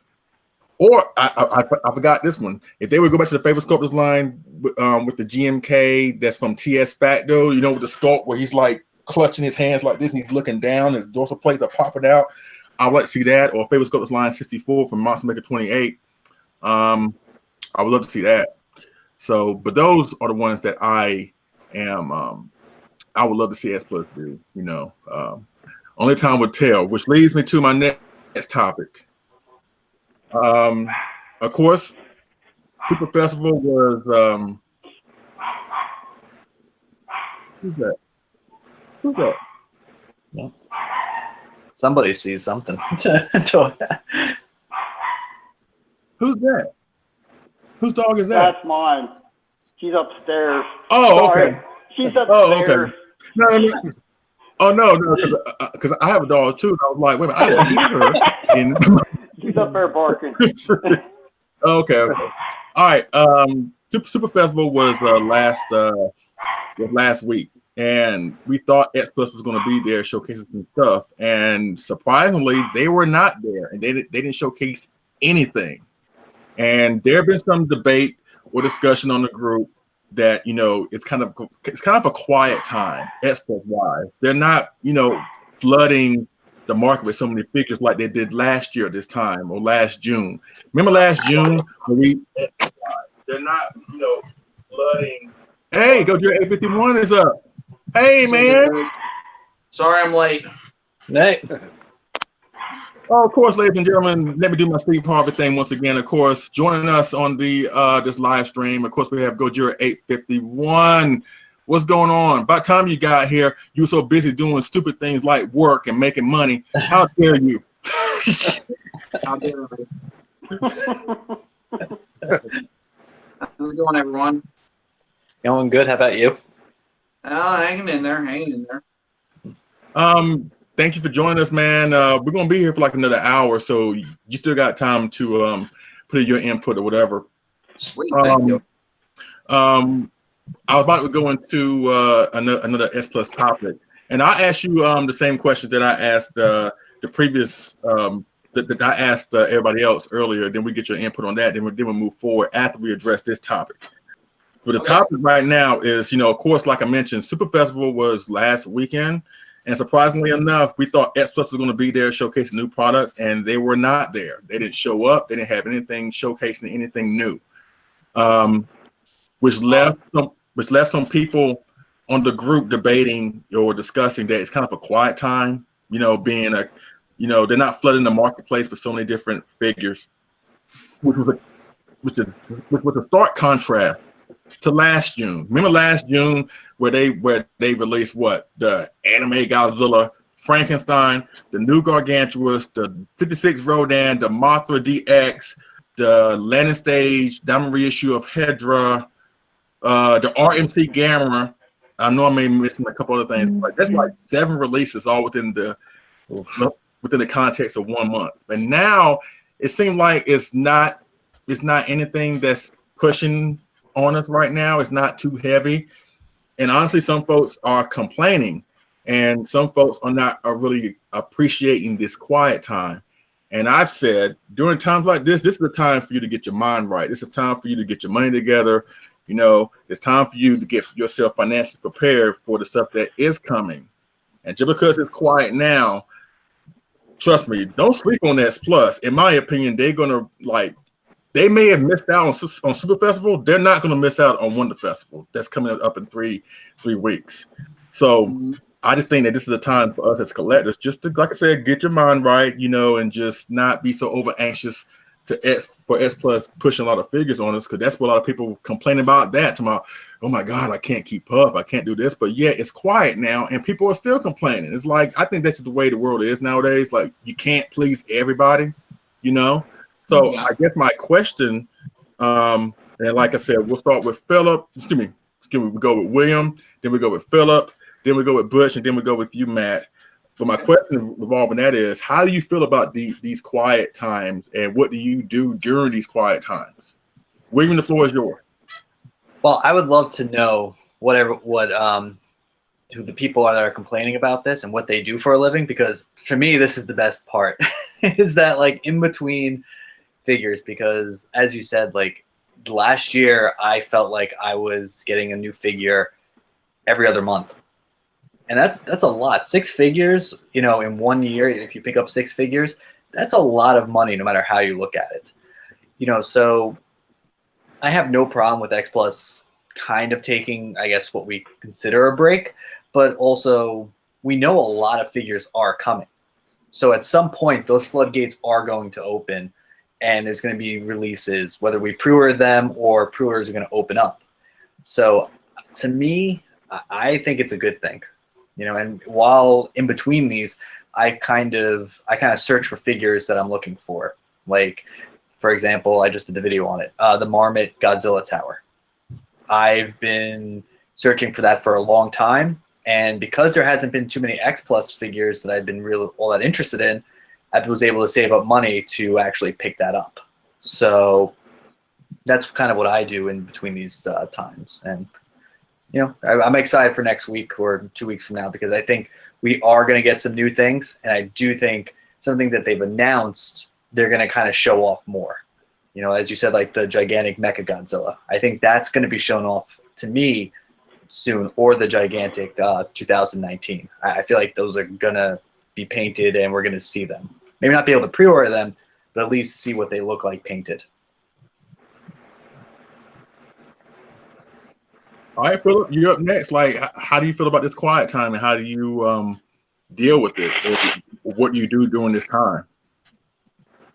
I agree with you guys. The chance to take a breath. I mean, my God, if they're always hammering us with pre-orders and figures, it's hard to keep up with that. And I always got something going with Mark, so I involve myself with that stuff. But yeah, I agree with the downtime. There's nothing wrong with that. It gives us a chance to take a breath and gather ourselves and prepare for the next wave, because I agree with you. I think at the end of the month, we're going to be hit with some stuff for sure. I would be shocked if we don't get hit body slammed by X Plus at the end of the month. So, yeah, I think the downtime, there's nothing wrong with that. So, it's a good thing. All right, Butch, you're next. I think it's a good thing as well because, like everyone said, it gives us time to save our money and basically look forward to what could come out in the future. And when they show us what's coming out, we know that it's going to be up for pre-order, so we save our money for that figure. Like the gigantic 2019, I'm looking forward to that. I know it's coming, so when we got downtime, I'm glad because it lets us build up pretty much everything everybody said already. So it's a good thing. Of course, Matt. Go for it, dude. Okay, to steal a line from Godzilla King of the Monsters, the wait is not a long one. So we might get comfortable right now. It is a very comfortable time. However, we've got gigantic 2019 coming, the gigantic 74. And every other day, it seems like Hobby Search is listing something new, whether it's X Plus or it's another type of figure. They just announced a Stage 2 Shin Godzilla, like almost like statuesque figure that's coming out in November. Plus, we have all the Defo reels. We have all the YMSF figures. We have the Bandai. There's always something going on. As far as X Plus is concerned, it might look like we have a moment or two, but they're always creeping. And that's a good thing, and it's also a bad thing at the same time. I enjoyed the downtime, even though in August we've got the Burning Godzilla coming, which looks amazing, by the way, whether you go standard or Rick on that. I think September we have the Defo Real Godzilla 2019 coming out, so there's always something coming. But as far as like huge releases, I really do enjoy the quiet time. But then again, I have a funny feeling, you think it's quiet time, you're going to rest your head, and the next morning your phone's going to blow up saying, "Oh, look what this just came out. Look at this is just coming out." I remember a few years ago, I was just waking up from in the morning, and Leslie here sent me about 10 messages saying, "Matt, where are you? Look at this. It's like a new, I think it was the Shinjuku Godzilla 91 from Yuji Sakai." So just when you thought it was safe, something new comes out. And that's a good thing. But I'm as far as what they're showing now, I'm happy that we can take a breather. Let's just not take too much of a deep breath because that's even bigger gut punch when a whole bunch of things come. Barzilla one commented, "What idiot will be complaining?" I'm saying what he said. Okay, what idiot will be complaining about S Plus slowing down? The only collectors that I can understand complaining are ones that are millionaires living in large estates. Trust me, man. You'd be surprised. Like some people, I don't want to say they were complaining, but some people were not really understanding the magnitude of how this quiet time will be beneficial if you choose it to be that way. Like what William just said, you can either use this time to save some money, or you can use this time to track down figures that you may have lost way beforehand. I always say try to turn it into a positive. And I said on Facebook that even S Plus deserves a breather every now and then. Even they can be slowing down as far as like ideas, stuff like that. Even they need time to recharge and get themselves together. I think it's beneficial for everybody involved. You have to look at it that way. And slowing down in comparison to what happened, like I said, like just last June was an example. Or remember what happened not so long ago in December? The Sakai 89 closed mouth came out. The Gamma 25 centimeter 1999 came out. The Destroy All Monsters box set came out. The Flying King Ghidorah came out. The 67 came out. The Fire Rodan came out. The gigantic Ultraman, Return of Ultraman, all that came out. Y'all don't remember that? Like within 2 weeks, and it happened right smack dab in the middle of Christmas. Like all that stuff came out between the last 3 weeks of December, right there in Christmas. So we're trying to save some money so we can buy stuff for our loved ones. But if you had a whole bunch of pre-orders open, that all came out all within the same time. So it's times like that make me say, you know what? Quiet time is actually a good thing. You just have to look at it that way. And like I said, you just have to just use this time wisely, because trust me, the storm is coming. You may not feel it now, but trust me, the storm is coming. And S Plus, like I said, is probably going through some changes. At least they're trying to come up with new ideas and new figures, to try to get our money, blah, blah, blah. Because obviously they have done so much already, considering what they have brought to us. But trust me, they're not done yet, and there's some monsters that we have not seen yet. And, they could be working to get that done, So my whole point, which I'm sure everybody here can really agree to, is that appreciate the quiet times, because it's not always going to be like this. You know what I mean? Appreciate that. Save some money. Get your mind right. How about go up to your collection rooms and just enjoy what you accomplish? Don't be worrying about what's coming up next. Otherwise, you miss out on what you already accomplished. That's the point. That's the reason why I do like these reviews of past figures that have not come out like this year or whatever. Because it's nice to go back and understand like why you get this figure in the first place. Like for example, like Gorosaurus. This guy is awesome. You know what I'm saying? But we don't hear about him that much because he's been released and he has came out and whatever. But we tend to forget about these quality pieces that we sunk our money into like a long time ago. And he may not be the most highly popular monster, but this guy is awesome. So that's my whole point, that we have to just, once again, be smarter collectors, and we have to just appreciate these quiet times. Because like I said, they don't always happen, but when they do happen, we need to appreciate them. That's my 2 cents on that. I would agree with you. I think what actually your last part, I definitely agree with you on, is that, I think we've all been there where we're getting a new figure, like what feels like, every other week or every 2 weeks. And you stop and you kind of don't get a chance to look at your collection or your figures and really appreciate them. And that's something that I've actually liked about this year, even with, like I was saying about Ebra. Ebra would have probably gotten lost in the shuffle if we were having a release schedule like it has been in the past. But because we haven't had that, Ebra is one of my favorites so far this year. Absolutely. And folks, it's like 7:30. We got 45 minutes to go, and then we're out of here. So everybody in the chat room, if you have any questions, I'm going to try and open up the last 10 minutes of this discussion for questions. So you have any questions for myself or anybody else here, please shoot them here, and we'll address them towards the tail end of the stream to get your input so they can give you their input on your questions. But before we go into the next topic, of course, I want to ask Matt, since he's late getting here, a couple questions that I already asked everybody else earlier. What has been your favorite figure acquisition X Plus wise this year, Matt? And I go into the next topic after you answer that question. Favorite X Plus. I want to say the gigantic 89, but I really, really like the Uji Sakai 2002. It's hard to pick between those two. And then we just got the 25 centimeter 2000 the other week ago. It's a tie between 89 and the 2002. They're both extremely good figures. So just let you know, William chose the 30 centimeter Ebra that came out in February. Phillip is right there with you. His is this is the 2002 Sakai and the 89, but he chose the 2002. Of course, you got the 89. Butch, which one was yours? I forgot. Which one was yours? Oh, my fault. The 65. He got that this year, so that has been his favorite thus far. So, and the next question I want to ask Matt, since you already know about the new favorite sculptors line 62, right? The walking, hugging, pose, whatever.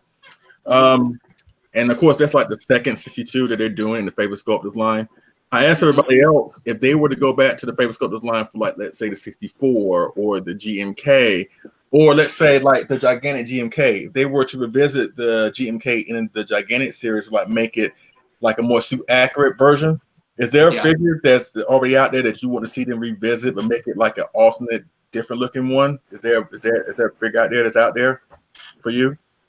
From favorite sculptors line, I'm just saying, like, overall favorite sculptors line, gigantic, like, like the Burning Godzilla, he's stylized, but you want like a suit accurate.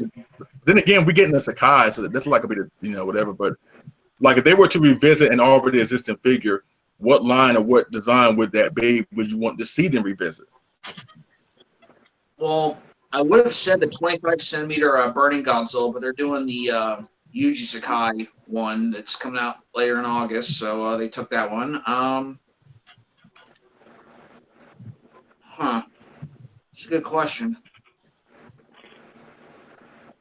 They pretty much done all the ones that I could think of, so yeah, I got nothing. All Wait, right. hang on. Oh, I just thought of. Let me look at my stand.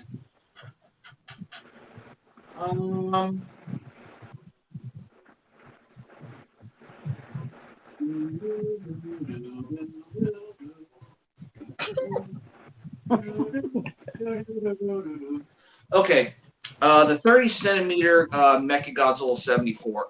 Now, I do love that figure. However, I'd like to see it done without a base to have to stand on. I'd like to see it with just a normal stand, just where he can just stand on his own. So, yeah. How about the Monster Maker 28 Mechagodzilla 74, where he's like standing like this, like he's like in the dot position? Kind of like the Gigantic, but it's like a kit, the Monster Maker 28 kit. Looks really, really good. I need to look at that. Yeah, pull it up. Pull it up. He looks amazing.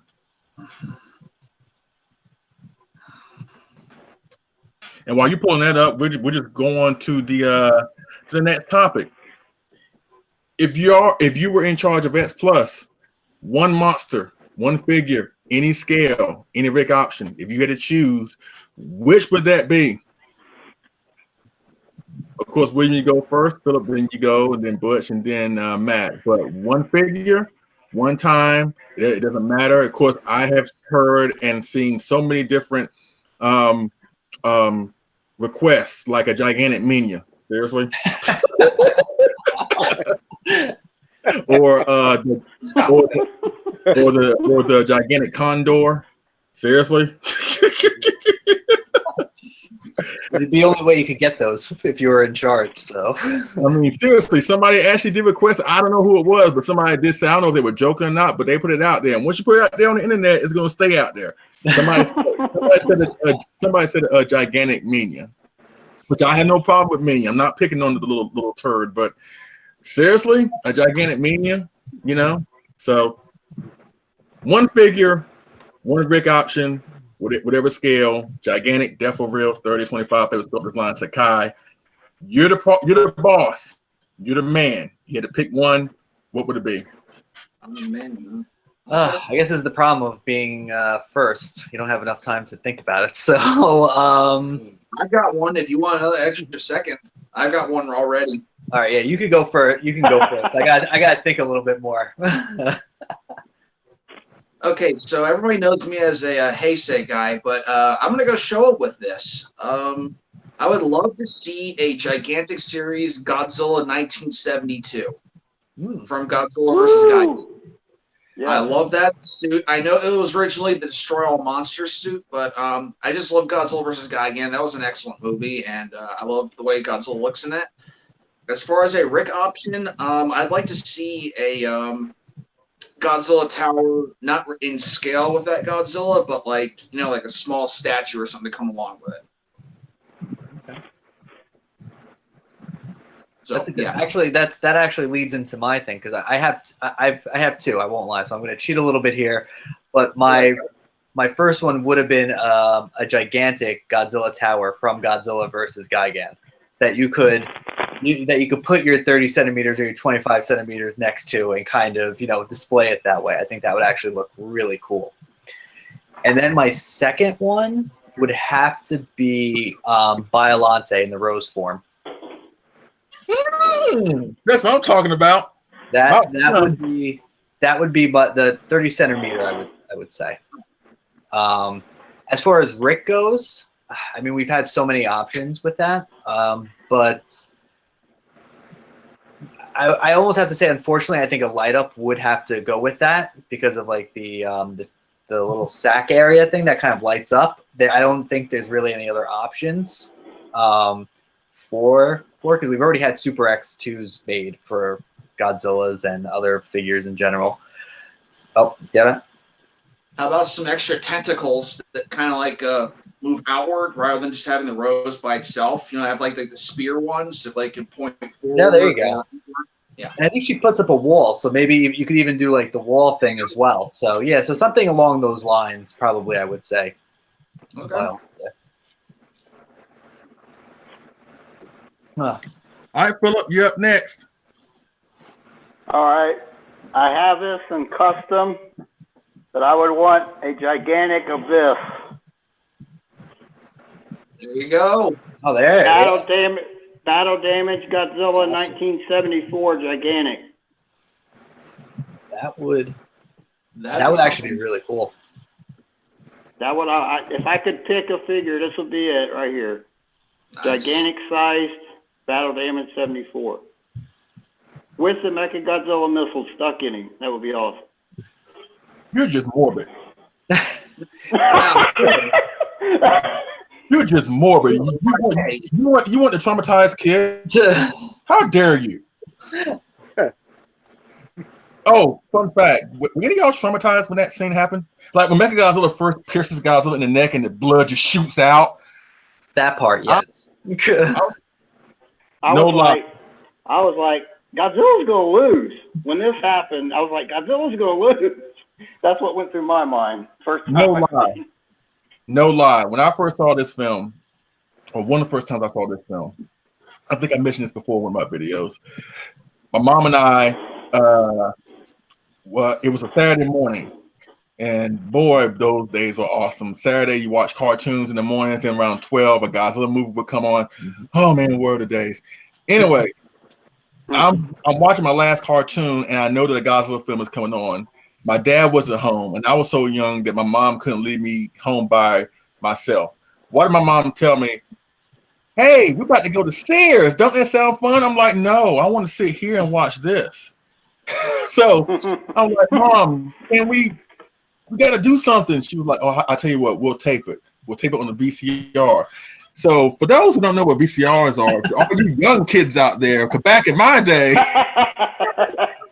we had these little big ass machines called VCRs and videotapes, not DVDs and Blu-rays, right? We had VCRs. So we put a tape in and we taped it. I was like, oh, okay. Like, you know, I'm still not gonna miss it. I get to watch it, whatever. So we go to Sears, and that was back then where they had all these big TVs, not the flat screens now, these big, gigantic tube TVs. And when we get there, they're playing Godzilla vs. Mechagodzilla like on like 10 to 15 different screens. And I was like, Mom, you're the best in the world. She was like, can I go shopping? I'm like, yeah, you can stay gone for 3 years for all I care about. So she went shopping. She was like, look, I'm gonna let you sit here and watch these movies, this movie. Do not leave. I'm like, Mom, I'm not going anywhere. Even the clerk that was overseeing the department was like, nah, I'll make sure he's all right. So I'm sitting there Indian style in the middle of the floor, people walking past me, walking over me, and I'm giving them dirty looks like, ugh, get out the way. And then that moment happens when Mechagodzilla pierces Godzilla, you know, whatever. And I think that had to be the first time when I watched it, obviously. My reaction was like, I was like, oh shit. I turned around like, oh,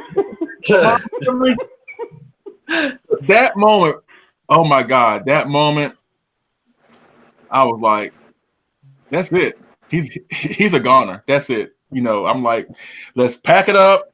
Let's get in the car. Let's roll on down the highway because it's done. But then he kind of does. I think 2019 kind of takes homage to that too, where basically Godzilla gets owned for the majority of the fight, but yet he inherits this weird superpower, and he ends up beating Mechagodzilla, kind of like what 2019 did, right? So after that, I'm like, okay, he turned himself into a magnet. Okay, that's cool, but him bleeding to death and just yeah. Oh my God, you talk about traumatized. I'm like, oh my God. So my dad bought me he was tired of me always renting Godzilla vs. Gigan, so he bought me a 2-pack VHS tape that has Godzilla vs. Gigan and also Godzilla vs. Mechagodzilla. So and I'd never seen Godzilla vs. Mechagodzilla up until that point. And so you get done with Godzilla vs. Gigan, where Godzilla gets cut for the first time and you see him bleed, which is already, you know, traumatizing.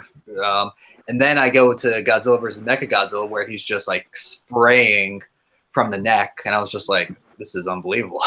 What's happening to Godzilla? You know what? That's a question I want to ask y'all because, and of course, I want to have a 70s discussion. Of course, Matt knows about this. I don't know if the rest of y'all know about this, but I want to have a 70s Godzilla discussion, film discussion, as well as like our favorite collectibles from those films.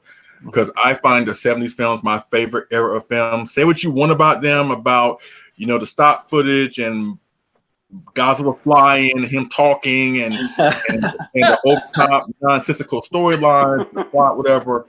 I look at those films like the most fun films, fun era films ever. That I could pop every single one of them in and have a good time. But in all those movies, Godzilla got his ass whooped big time. So Hedorah. Yeah. Almost beat him. And that's my question. In your opinion, which of the beating, like which film had the worst beating? You know, we're talking about Mechagodzilla, but you know, you mentioned Gigan, him getting cut in the head and forehead and the shoulder blade. Then Gigan taking what? Come on, Gigan, quit being a butthole. Gigan taking this foot, what is it, and just kicking Godzilla in the head and give him CTE. You know what I'm saying? Like which battle did you feel was the most brutal? Like the one that where it made you even question if Godzilla was going to win or not. I go first. Mine, Hedra. I agree with what Phillip said. Mine, I'm sitting there watching Hedra, and I'm sitting there like Mechagodzilla. I kind of figure out like once he busts out that superpower, I was like, okay, he's going to win now, right?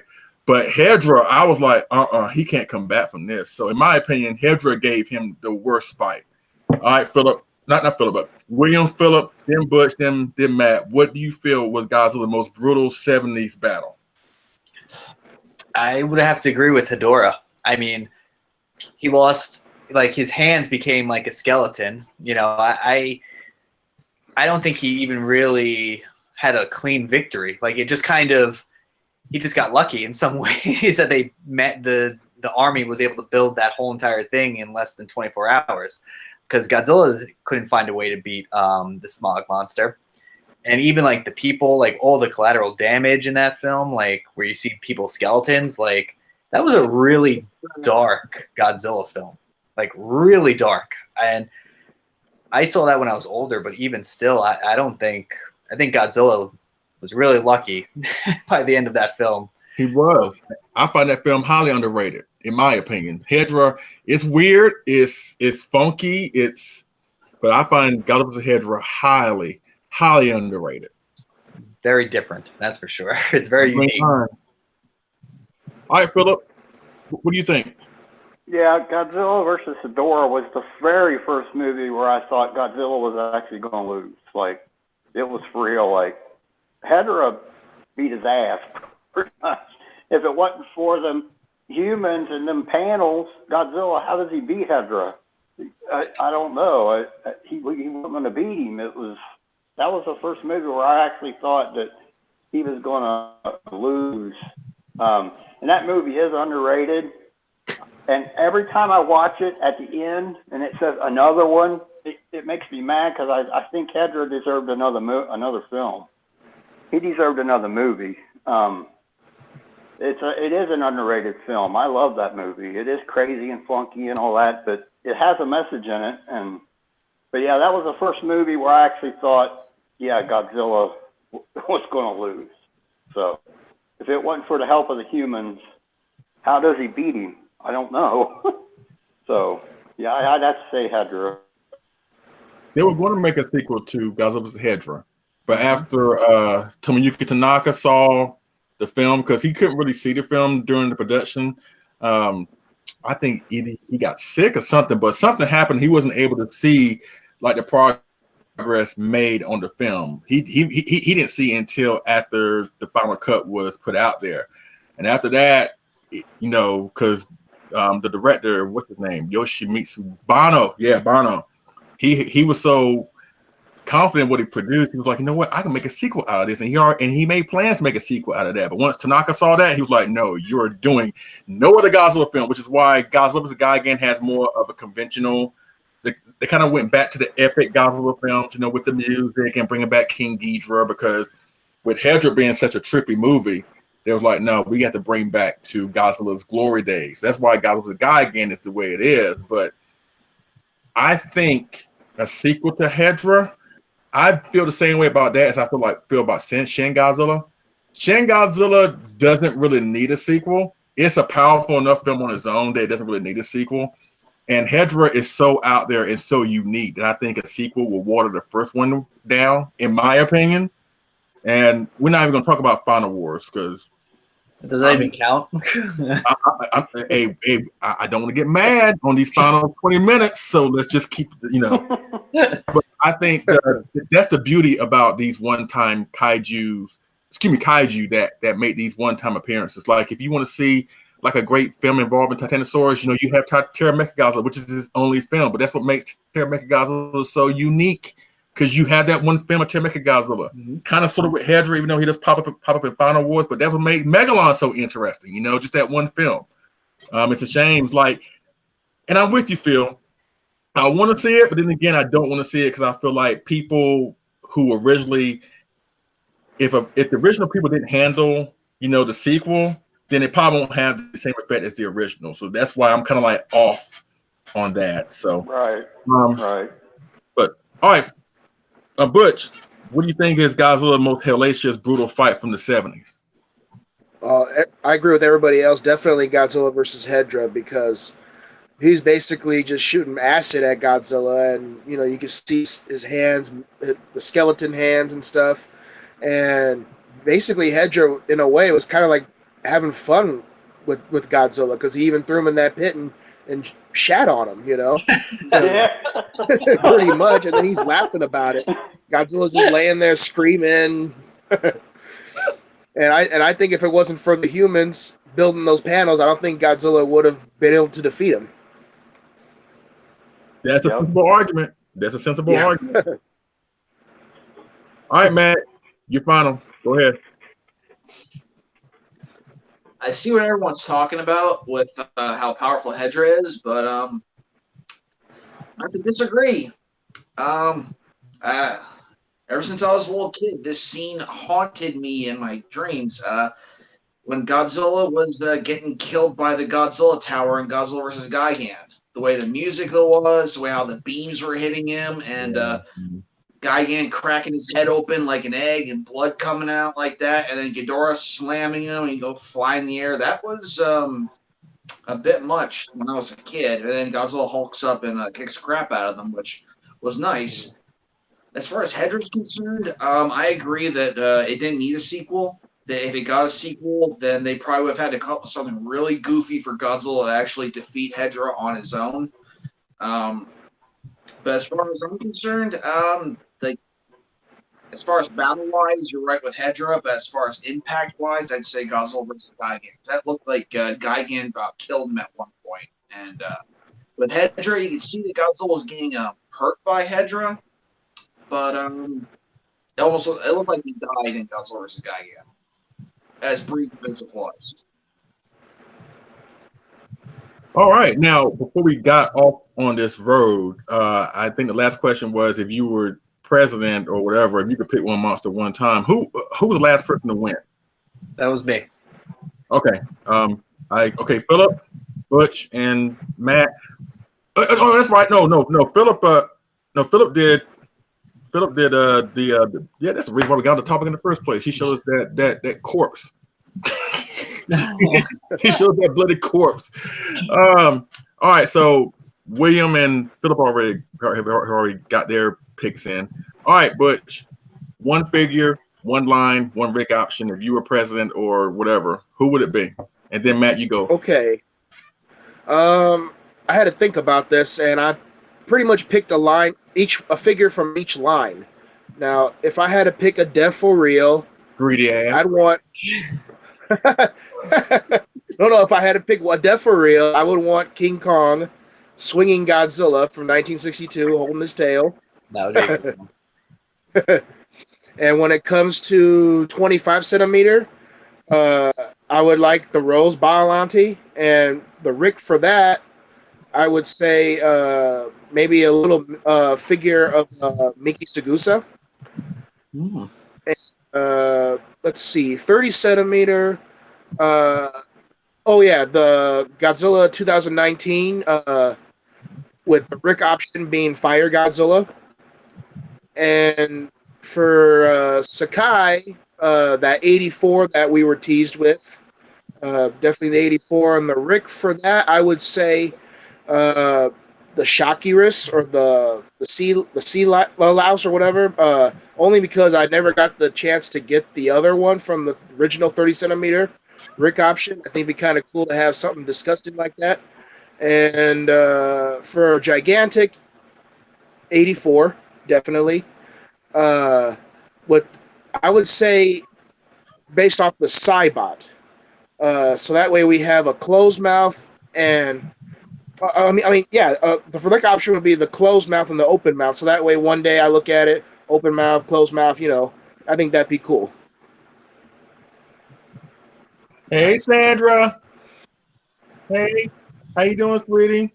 Hey, don't leave the show just yet. We're gonna be going through like a small little debate, which I'm sure you'll appreciate. So just stay tuned in the next 2 or 3 seconds. Matt, go ahead. Oh, I had the gigantic 1972. That's right. Okay, my turn. Yeah. Let's see. I'm looking all around my room, and I don't have space for anything, honestly.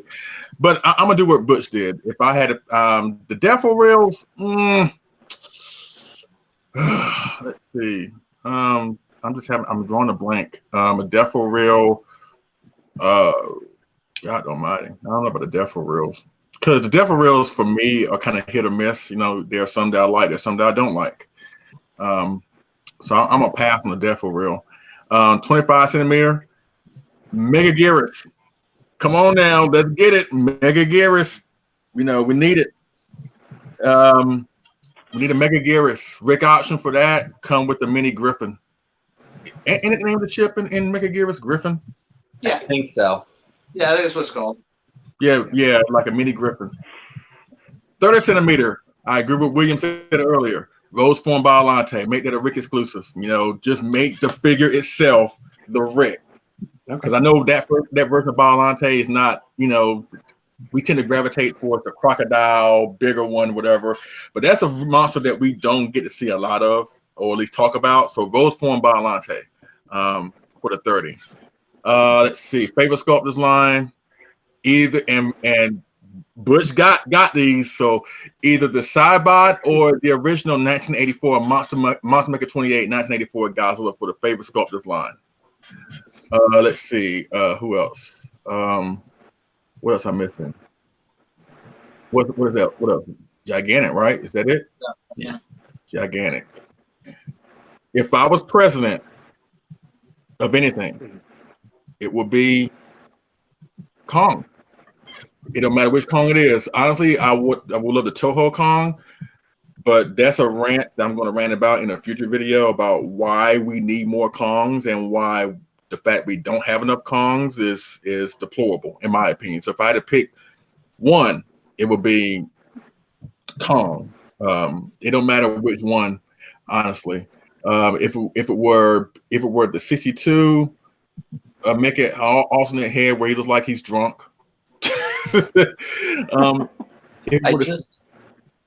Sorry. Go ahead. Sorry. Yeah, what you say? Go ahead. I just got the Kong kit that was that goes with the X Plus. I'm blanking on the name, but one of the extras was actually the head of when he was on the balloons. Brutazilla Kaiju? Yeah, let me see. Hold on. Okay. Yeah, so that version of Kong will come with an alternate head. If it were the 67, because that's my favorite version. I don't know. I'm drawing a blank when it comes to Rich. Normally I would have these planned out, but I'm just not high up on the idea that they're going to do Kong at some point. So, but hopefully Godzilla Kong next year will open some doors. But then again, I felt that way when they brought out Kong Skull Island. They were going to open some doors. And of course, we got the 30 centimeter Kong, and I'm not crapping on that. I'm glad we got it, but I don't know what's going on with the whole Toho versions, and those will make a lot of money. Now, can I speak for everybody here that was like, if they were to make a Toho version, would any of y'all here buy one?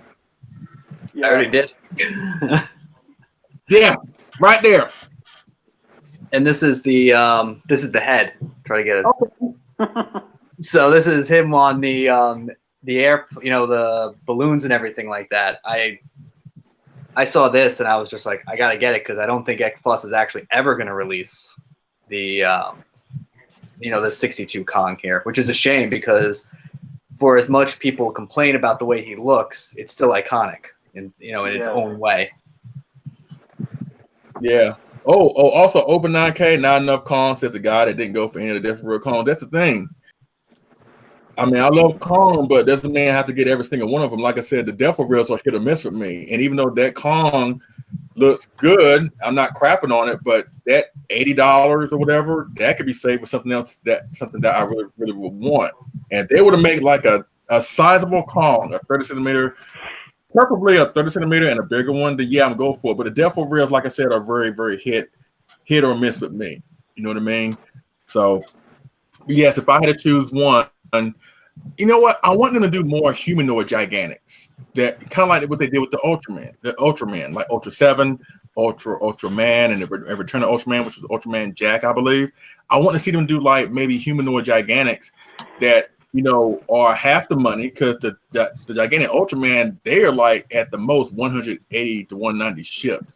But can you imagine, like I said, a Kong gigantic or a Diamond gigantic or the Gargantua's gigantic? Like, can y'all imagine something like that? But once again, only time will tell with that. But or Mechanic Kong, that's the thing. That's the thing, Matt. Mechanic Kong, he's like in that gray area too, where he can't be touched right now, which is a shame. But then again, I'll rant about that later on. But just him as Mechanic Ape or something, or Mecha Ape, or Robo Ape or something. It's called something like that. They did that with the 62 Kong Build-A-Figure. They did that where they called it Great Ape, and it was pretty much the suit of the Kong from 62. But they just renamed it something. I don't know why they do that with. Right, because William, show yours again. Yeah, this is. Yeah, there you go. Yeah. But that's what they have to do to get the product out there. They can't call it by officially King Kong, but that's the thing. There's money to be made with that particular version of Kong, as well as the 67. So why they haven't done it, or at least gotten the conversations open for them to do it. That's why I said I wanted them to do it during the Kong Skull Island run, but nothing happened except for the more recent version of Kong. But hopefully this version, this Godzilla vs. Kong next year, will hopefully open up the door for the conversations to happen, because it's going to bring back more attention to the past Kong films, not just the Toho ones, the 33, 76, whatever. Mm-hmm. So hopefully that will happen. But we're like in the final 15 minutes of the show, and this is something I want to talk about, or at least do like a debate and get everybody's rapid fire opinion on. And Sandra, I hope you're watching, because this first debate is going to be something that I think that you would like. So we're going to go, like I said, from William to Phillip to Butch to Matt, and just say your opinion, be a little brief with it, but just say your opinion. Which figure do you find more superior? The Sakai GMK or the Faber Sculptors line GMK? Which one is more superior? Whether you have it or not, in your opinion, which one is the better GMK figure that you would recommend to a new person? I'm gonna have to say the Sakai. I own the Sakai, and to me, he just looks so much better. I don't think you can go wrong, and I'm sure we're all gonna say this. I don't think you can go wrong with either one, but the Sakai just seems to have so much more detail and just looks more fierce, in my opinion. More of that monster that what he was like in the movie. Phillip, you're next, buddy. Well, those two, the Sakai, but I actually like the pose of the original 30 centimeter because he's hunched over and he's bulky, and it just reminds me of the suit in the movie. But between those two, I picked the Sakai. But you're next. I know GMK. Definitely. I know GMK ain't one of your favorites because you're a hater. But if you had to pick one, which one would it be? Definitely the Sakai. I own that one as well, and I think I like the pose on it, and I think it just brings out the Godzilla GMK's demonic side more. And I own the regular 30 centimeter, the diamond reissue, and I prefer the Sakai over that one as well. But either one, you're not wrong with either one. All right, Matt, you're up next.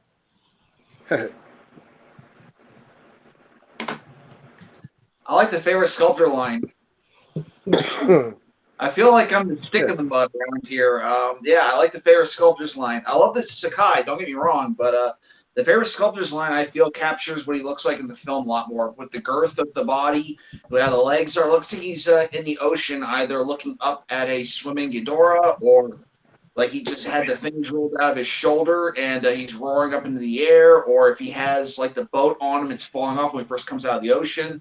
I see, this favorite sculptor's line looks like he does in the film a little more, in my opinion. Okay, I love the Sakai, don't get me wrong.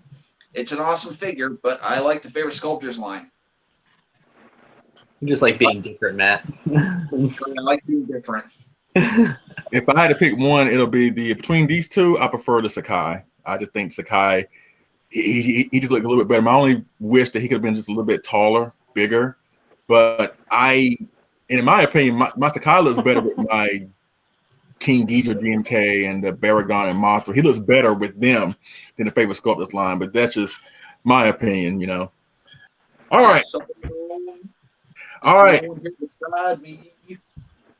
All right, we're going up with the next one. Which one do you find more superior? This guy, the 91 Sakai, or y'all gonna hate me. The 2002, which one is more superior? Oh my God, which one is more superior? Damn, I love you. What are you doing? You're a cruel man. Hey, keep in mind, y'all got respective audiences on your channel, so choose wisely. Choose wisely.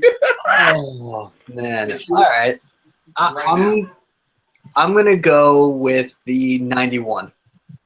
It's a tough choice, but I think the 91 is the standard.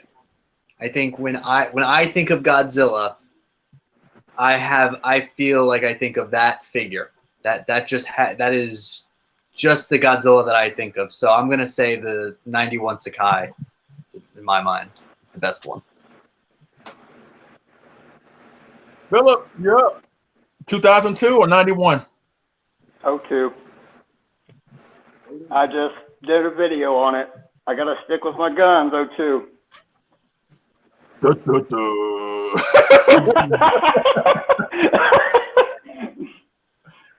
All right, Butch, go for it.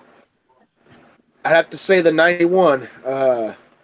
They're both beautiful figures. It helps to own the 91, but I'd have to say the 91 just because it just looks so powerful. And when I think of the 91 as in figure form, I always think of that one. So we got what 2 91s and 2000. All right, Matt, are you gonna break the tie? Yeah. I kind of figured where you're going with this, but I gotta ask the question anyway. I'm a 91. 91. I'm a 91 guy. Now, the Yuji Sakai 2002 is amazing, okay? The sculpt, the detail is awesome, but he's not Godzilla 91. I'm sorry. I'm a 91 guy.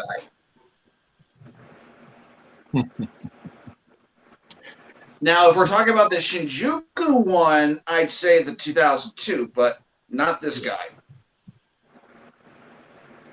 Okay. I mean, that was a nice figure, but, 2002 is better than that one, not better than this one. All right. If I had to pick one, it would be the 91. I love the 2002. Don't get me wrong, but the 91 is my guy. Yeah. All right, next up. This guy, the 30 centimeter King Goji. Yes, yes, yes. And Matt, you're gonna hate me, but we got another big guy. The 67. Which one is better? Oh, come on. That's apples and oranges right there. I call foul. Yeah. That's apples and oranges right there. Oh man. I demand a recount. Which one? Or in other words, if a fire breaks out, you're grabbing one. Which one are you grabbing?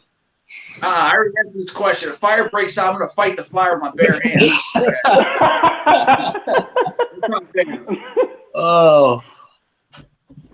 I'm gonna go with the 62. I owned the 62 at one point. I did sell it for the favorite sculptors line, but to me that was that's a great looking 62 overall. I really do like it, and it does help that I prefer King Kong versus Godzilla over Son of Godzilla, I guess. All right, Phillip. Which fat ass Godzilla are you? I'm with Matt. This is a hard decision, but the 62. It's just that pose on that figure is awesome. It's still my favorite pose, even better than the gigantic. I love the pose on this figure. It's just it's perfect. It's the movie. I love this figure. 62. All right. But go ahead. We got like 2 more days to go, and then we're going to shut it down. But go ahead. Which one? 67 or 62? 62. Definitely the 62. I love this 30 centimeter 62. It just goes great with my Beto Great Ape. So yeah. So definitely 62. Ain't that a shame you gotta say great ape? Good grief. It's from the classic Showa film, The Great Ape versus Godzilla. So Remember that cartoon that came out? That's what I thought of. Great bird. Wasn't he a giant too? Like, wasn't he like a purple giant? I don't know. All right, man. I think I know where you're swinging on this, but you go ahead and say it anyway.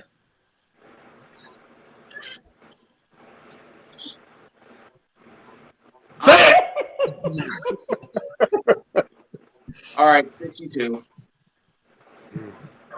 Really? Hard for Matt. Yeah, the 60. Wait, hold on. Dog's going nuts. Hang on. he wanted to try to get out of there, so he didn't have to explain it. He just was going to get Yeah. I thought for sure that he would do the 67 because he was requesting that thing for a long time. But like I said, that's not cool. Not cool. Okay. The 67 I love, okay, because I have a huge love for Son of Godzilla, okay? It's the second Godzilla film I've seen in my life. But as far as sculpt, as far as pose, the 62, yeah, it does beat out the 67, okay? I love the 67. There's the guy right there. Yeah. Yeah, I love it, but yeah, the 62 is better. All right, we got 2 more, and then we out of here. But which one is the better Death for Real? And Butch, I already know how you feel about this, but whatever. Which Death for Real is better, either the 84 or the 4th former Shin? Hold on, you can't escape this question. What about you, the 62 or the? Let's see. If I had to pick one,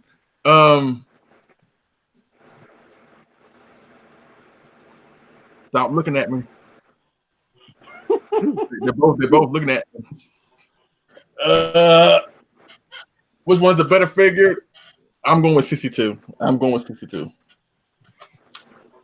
I'm sorry, Musuko Goji.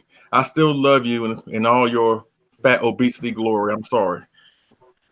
All right, moving on. The better death for real, fourth form of Shin or the 84? What is the Rick or the standard?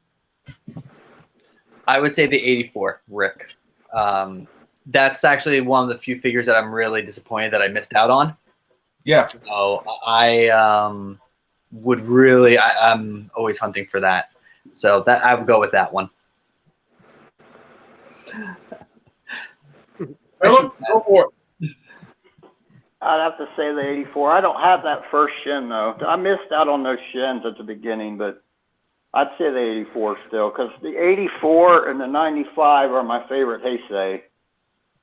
So the 84 for sure for me, without question.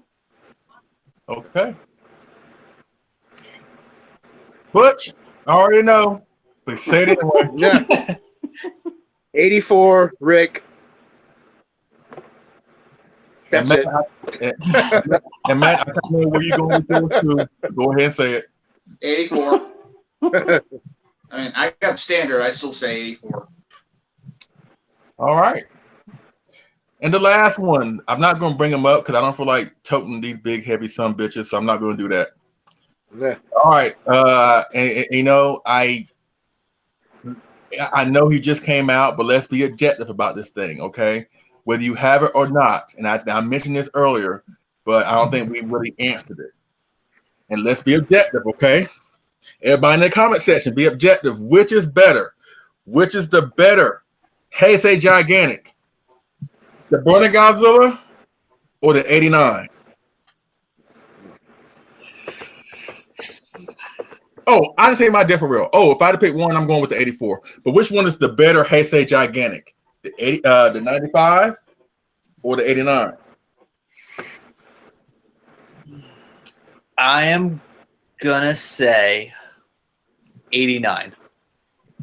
And I'm probably I might be the only one in this one, but this was the first gigantic that I saw that made me think about getting into the gigantic line. You need to. It's awesome. Trust me when I say that. I don't have any gigantics, but that was the first one where I was like, maybe I should do this. Maybe I should get this guy. And I was able to dodge that expensive bullet for now, but I'm going to go with 89 on this one. Phillip, you already made a video review on your top 5, and I know that 95 and 89 is in there. I forgot. I think I know which one, but go ahead and say which one is your favorite, or which one do you find is the period gigantic between the 89 and the 95? Burning Godzilla. Woo! Okay. I like that. I like that movie better. I like the suit. That's why. The 85 or the 90, 84 and the 95 are my favorite Heisei. So I got to go with the Burning Godzilla. Butch, go for it. I'd have to say the 89, even though I did see the 95 in person, but it was the San Diego Comic-Con exclusive. I still have to go with the 89, and hopefully I'm able to get it in the future. And Matt. That's a tough one. I don't own the Burning Godzilla, but I have seen multiple sculpts of it. It's a great figure, but I do own the 89. That's a great figure. Can't really pick since I don't own both of them. I mean, yeah, I can't pick because I already like them both from what I've seen. Leslie, you showed me yours. This one guy around here has one, and he's not selling it, unfortunately. But Sure. it was nice. So, yeah, I can't. I'm gonna do a pass on this one because you know what? I'm fine with that. I'm fine with that. If I had to pick one, it'll be, surprisingly enough, Burning Godzilla. That one, that one, I love the 89, don't get me wrong, but that one to this day is such a show stealing piece. After all this time, it has not lost its charm or its luster. He's pissed off because, you know, he at one time was the biggest figure in this room, but then Sin came along, and then the 89 came along, and then Gamera came along. So he's like number 4 for like the biggest. So he's not happy right about now. But if I had to pick one, I'm picking with this one. And this one also resonates with me a lot more because I got my wife one, and her reaction to her getting this was really an awesome moment. So this one has a lot more. It resonates with me a lot more on a deeper level than just the figure itself. So I have to go with the 89 for sentimental reasons. You know what I mean? But I love the 89. And that's going to do it for this show. Once again, this is X Plus, a conversation with X Plus Collectors Part 6, G YouTubers Unite, with myself, Leslie P. Chambers, on behalf of Leslie Chambers Cosmic Reviews, William Fett on behalf of the Godzilla Files, Phillip Frazier, Philip the Kaiju King, of course, Matt Jacobson, Godzilla 851, and of course, Butch Bollinger, also known as Brutazilla. I want to thank each and every one of you for being a part of this show. And thank you for everybody in the chat for being a part of this discussion with us and taking this ride with us and having fun with us. From us discussing our favorite figures, what we want to see, Godzilla King of the Monsters, how we go about collecting. This has been a really, really fun discussion. And once again, I want to thank particularly William and Philip. This is your first time being on the show, and I hope that y'all will come back at some point. You know, whenever we get another topic going, I would love for y'all to come back. You have an open invitation to come back. Of course, Matt, Butch, that goes without saying, but to you, William, and to you, Philip, I hope you have fun on your first time on the show. If we can get your final thoughts on that, William first, and then Philip, go ahead. The floor is yours. Yeah, I had a great time. It was a lot of fun. I love discussing this stuff. You know, I'll be glad to come back anytime you want me. You know, it's just fun to just talk about the hobby that, you know, I enjoy so much with people that also enjoy it. So it's been a great time. Thank you for having me. All right, Philip, any final words? Yes, sir. I echo his comments. It was a pleasure. It was fun. I'd be more happy to come back. This stuff is passion to me. It's what I grew up with. That's why it's ingrained in me. It was in my childhood, and that's why I have all this stuff. So yeah, it was wonderful. It was great. I enjoyed it thoroughly. Thank you. Of course, Butch. Thank y'all. Thank you so much, you know, for coming back. You know, it's been a minute since we've seen you, but I'm glad to see that you're back, and I'm looking forward to seeing you in a few days in G-Fest. Of course, my wife and I will be at G-Fest in a few days, so if you happen to see us, come and holler at us, have a conversation. You know, just don't say nothing bad about GMK, or my wife will punch you in the face.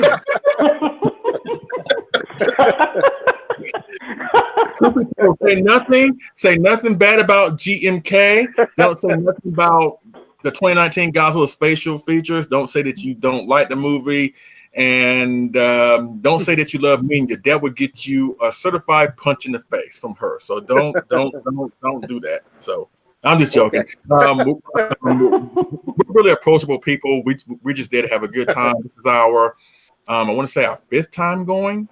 And we're so looking forward to it. We're bringing our grandson for the first time, so he gets to see all the magic and all the good people there and stuff like that. So we're so looking forward to that. But yeah, Butch, thank you for coming aboard. I really do appreciate it. Thank you for having me again, man. And of course, Matt, you know, brother, you know what's going on. You know, we've been doing this thing for God knows how long, and you know, we will continue to do these things, man. And thank you for showing up. Thank you for getting off work at a good time and showing up. Like I said, I didn't want to do this stream without you. You have been like an integral part to my channel and to this live stream experiment that I'm going through right now. And I welcome your input at any given time, all of y'all. So, but yeah, Matt, thank you for coming aboard. I really do appreciate it. Thank you for having me. Now, if y'all want to plug anything about your respective channels, anything you have coming up review-wise or project-wise, the floor is yours. Like I said, we go from William to Philip to Butch and then to Matt, and then we'll wrap it up. So anything you want to plug, the floor is yours. I do have the new Marmot Godzilla Tower video out right now, but before that fell into my hands, I was working on a more in-depth review of the Godzilla King of the Monsters novelization. So that's probably my next big thing that I'm going to be working on. Hopefully this weekend, and maybe getting it out next week. All right, Phillip, what do you have upcoming on your channel? This guy right here, Ramarak, the giant skull crawler. A more in-depth look at him. That's a Mark Singing custom. But that's my next video, probably tomorrow, I'm guessing. All right, Butch, what about you? Well, just gonna try to come back. I've been gone for a while due to personal reasons, and I want to come back. I think King of the Monsters kind of gave me the inspiration to just come back and kind of interested in starting videos again. I've got so much stuff to review. Yeah, so much stuff to review. So I've got plenty. So just looking forward to coming back and getting back on that YouTube thing again.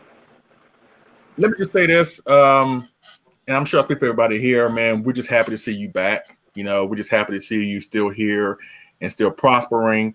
And of course, you've been gone, for, like I said, for personal reasons. But you're still hanging in there. You still are there to provide nice, great content, just like everybody else.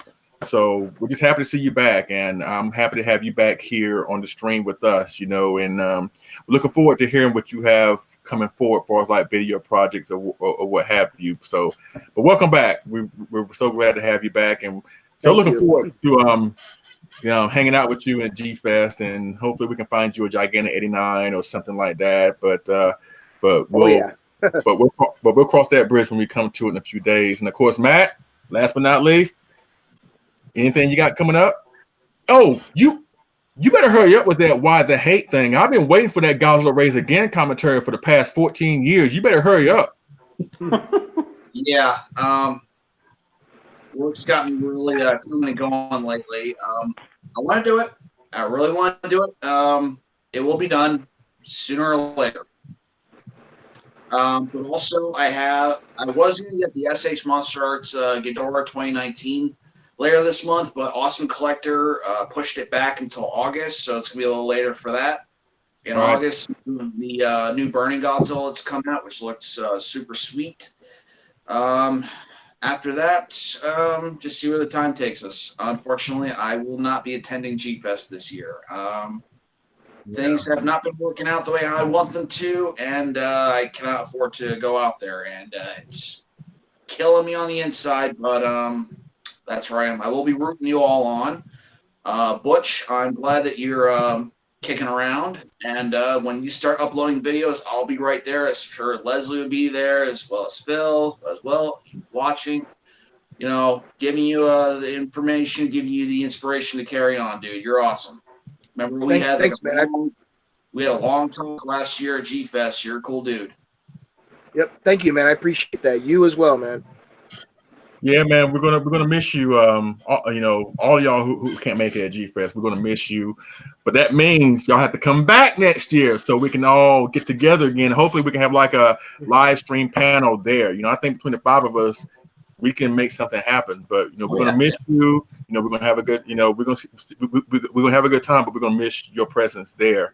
So, but hopefully, y'all can make it back next year, especially when Godzilla vs. Kong comes out, and by then the movie will be out. And by then we will know if Kong wins again or if Godzilla wins. I think next year is going to be so divisive amongst Godzilla fans. Not to mention the whole presidential thing is going on next year.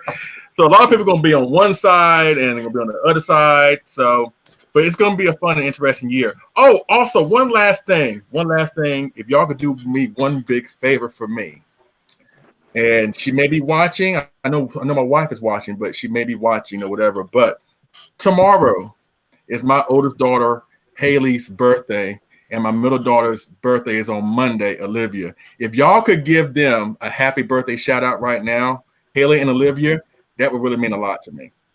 Yeah, sure. Well, listen, how old are they now going to be? Or Haley is going to be 18 years old. oh, and she's going off to college in like a month. Olivia, I believe, will be 15 years old. okay. So yeah, Haley's gonna be turning 18 in just a few hours because she reminds us like every hour on an hour. So if you could just a huge shout out Haley and Olivia on their birthdays, you know, that would really mean a lot to me. Okay. Haley and Olivia, I hope you guys are going to have a great birthday. Those are 2 big years, 18, 15, that's huge. So I hope, this year and every year is going to be great. So, enjoy it. It goes very quickly, as probably all of us can tell you. It goes very quickly, so enjoy. Just a side note, Haley's favorite monster is this guy. Well, she's getting older. She'll learn better. It's like she loves Minya, and it's like Sandra would look at her sideways like this, like.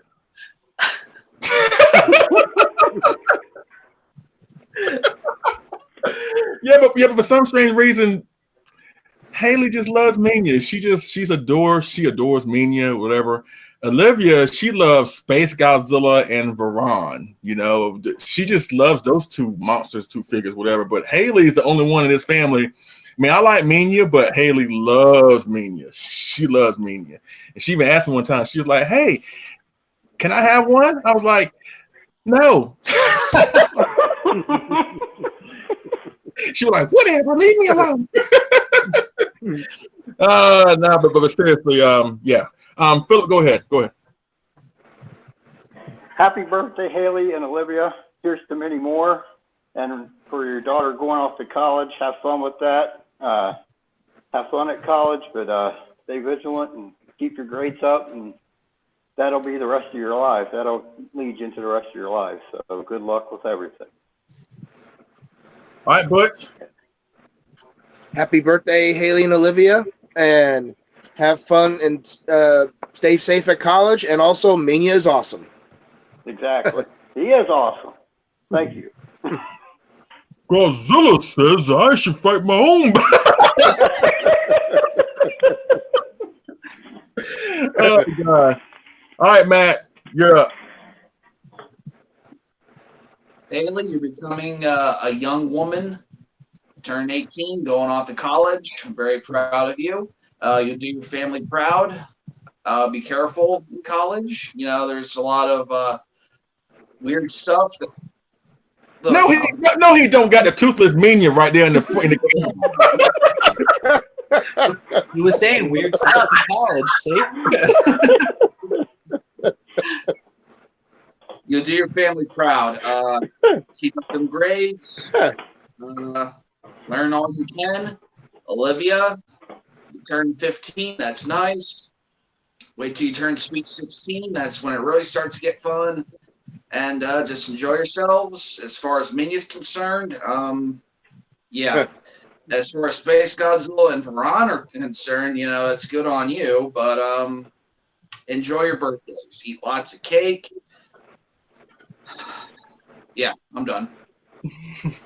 And last but not least for me, of course, Haley and Olivia, of course, y'all gonna see me in a few seconds, but still, I just wanted to say happy birthday. I love y'all, and hold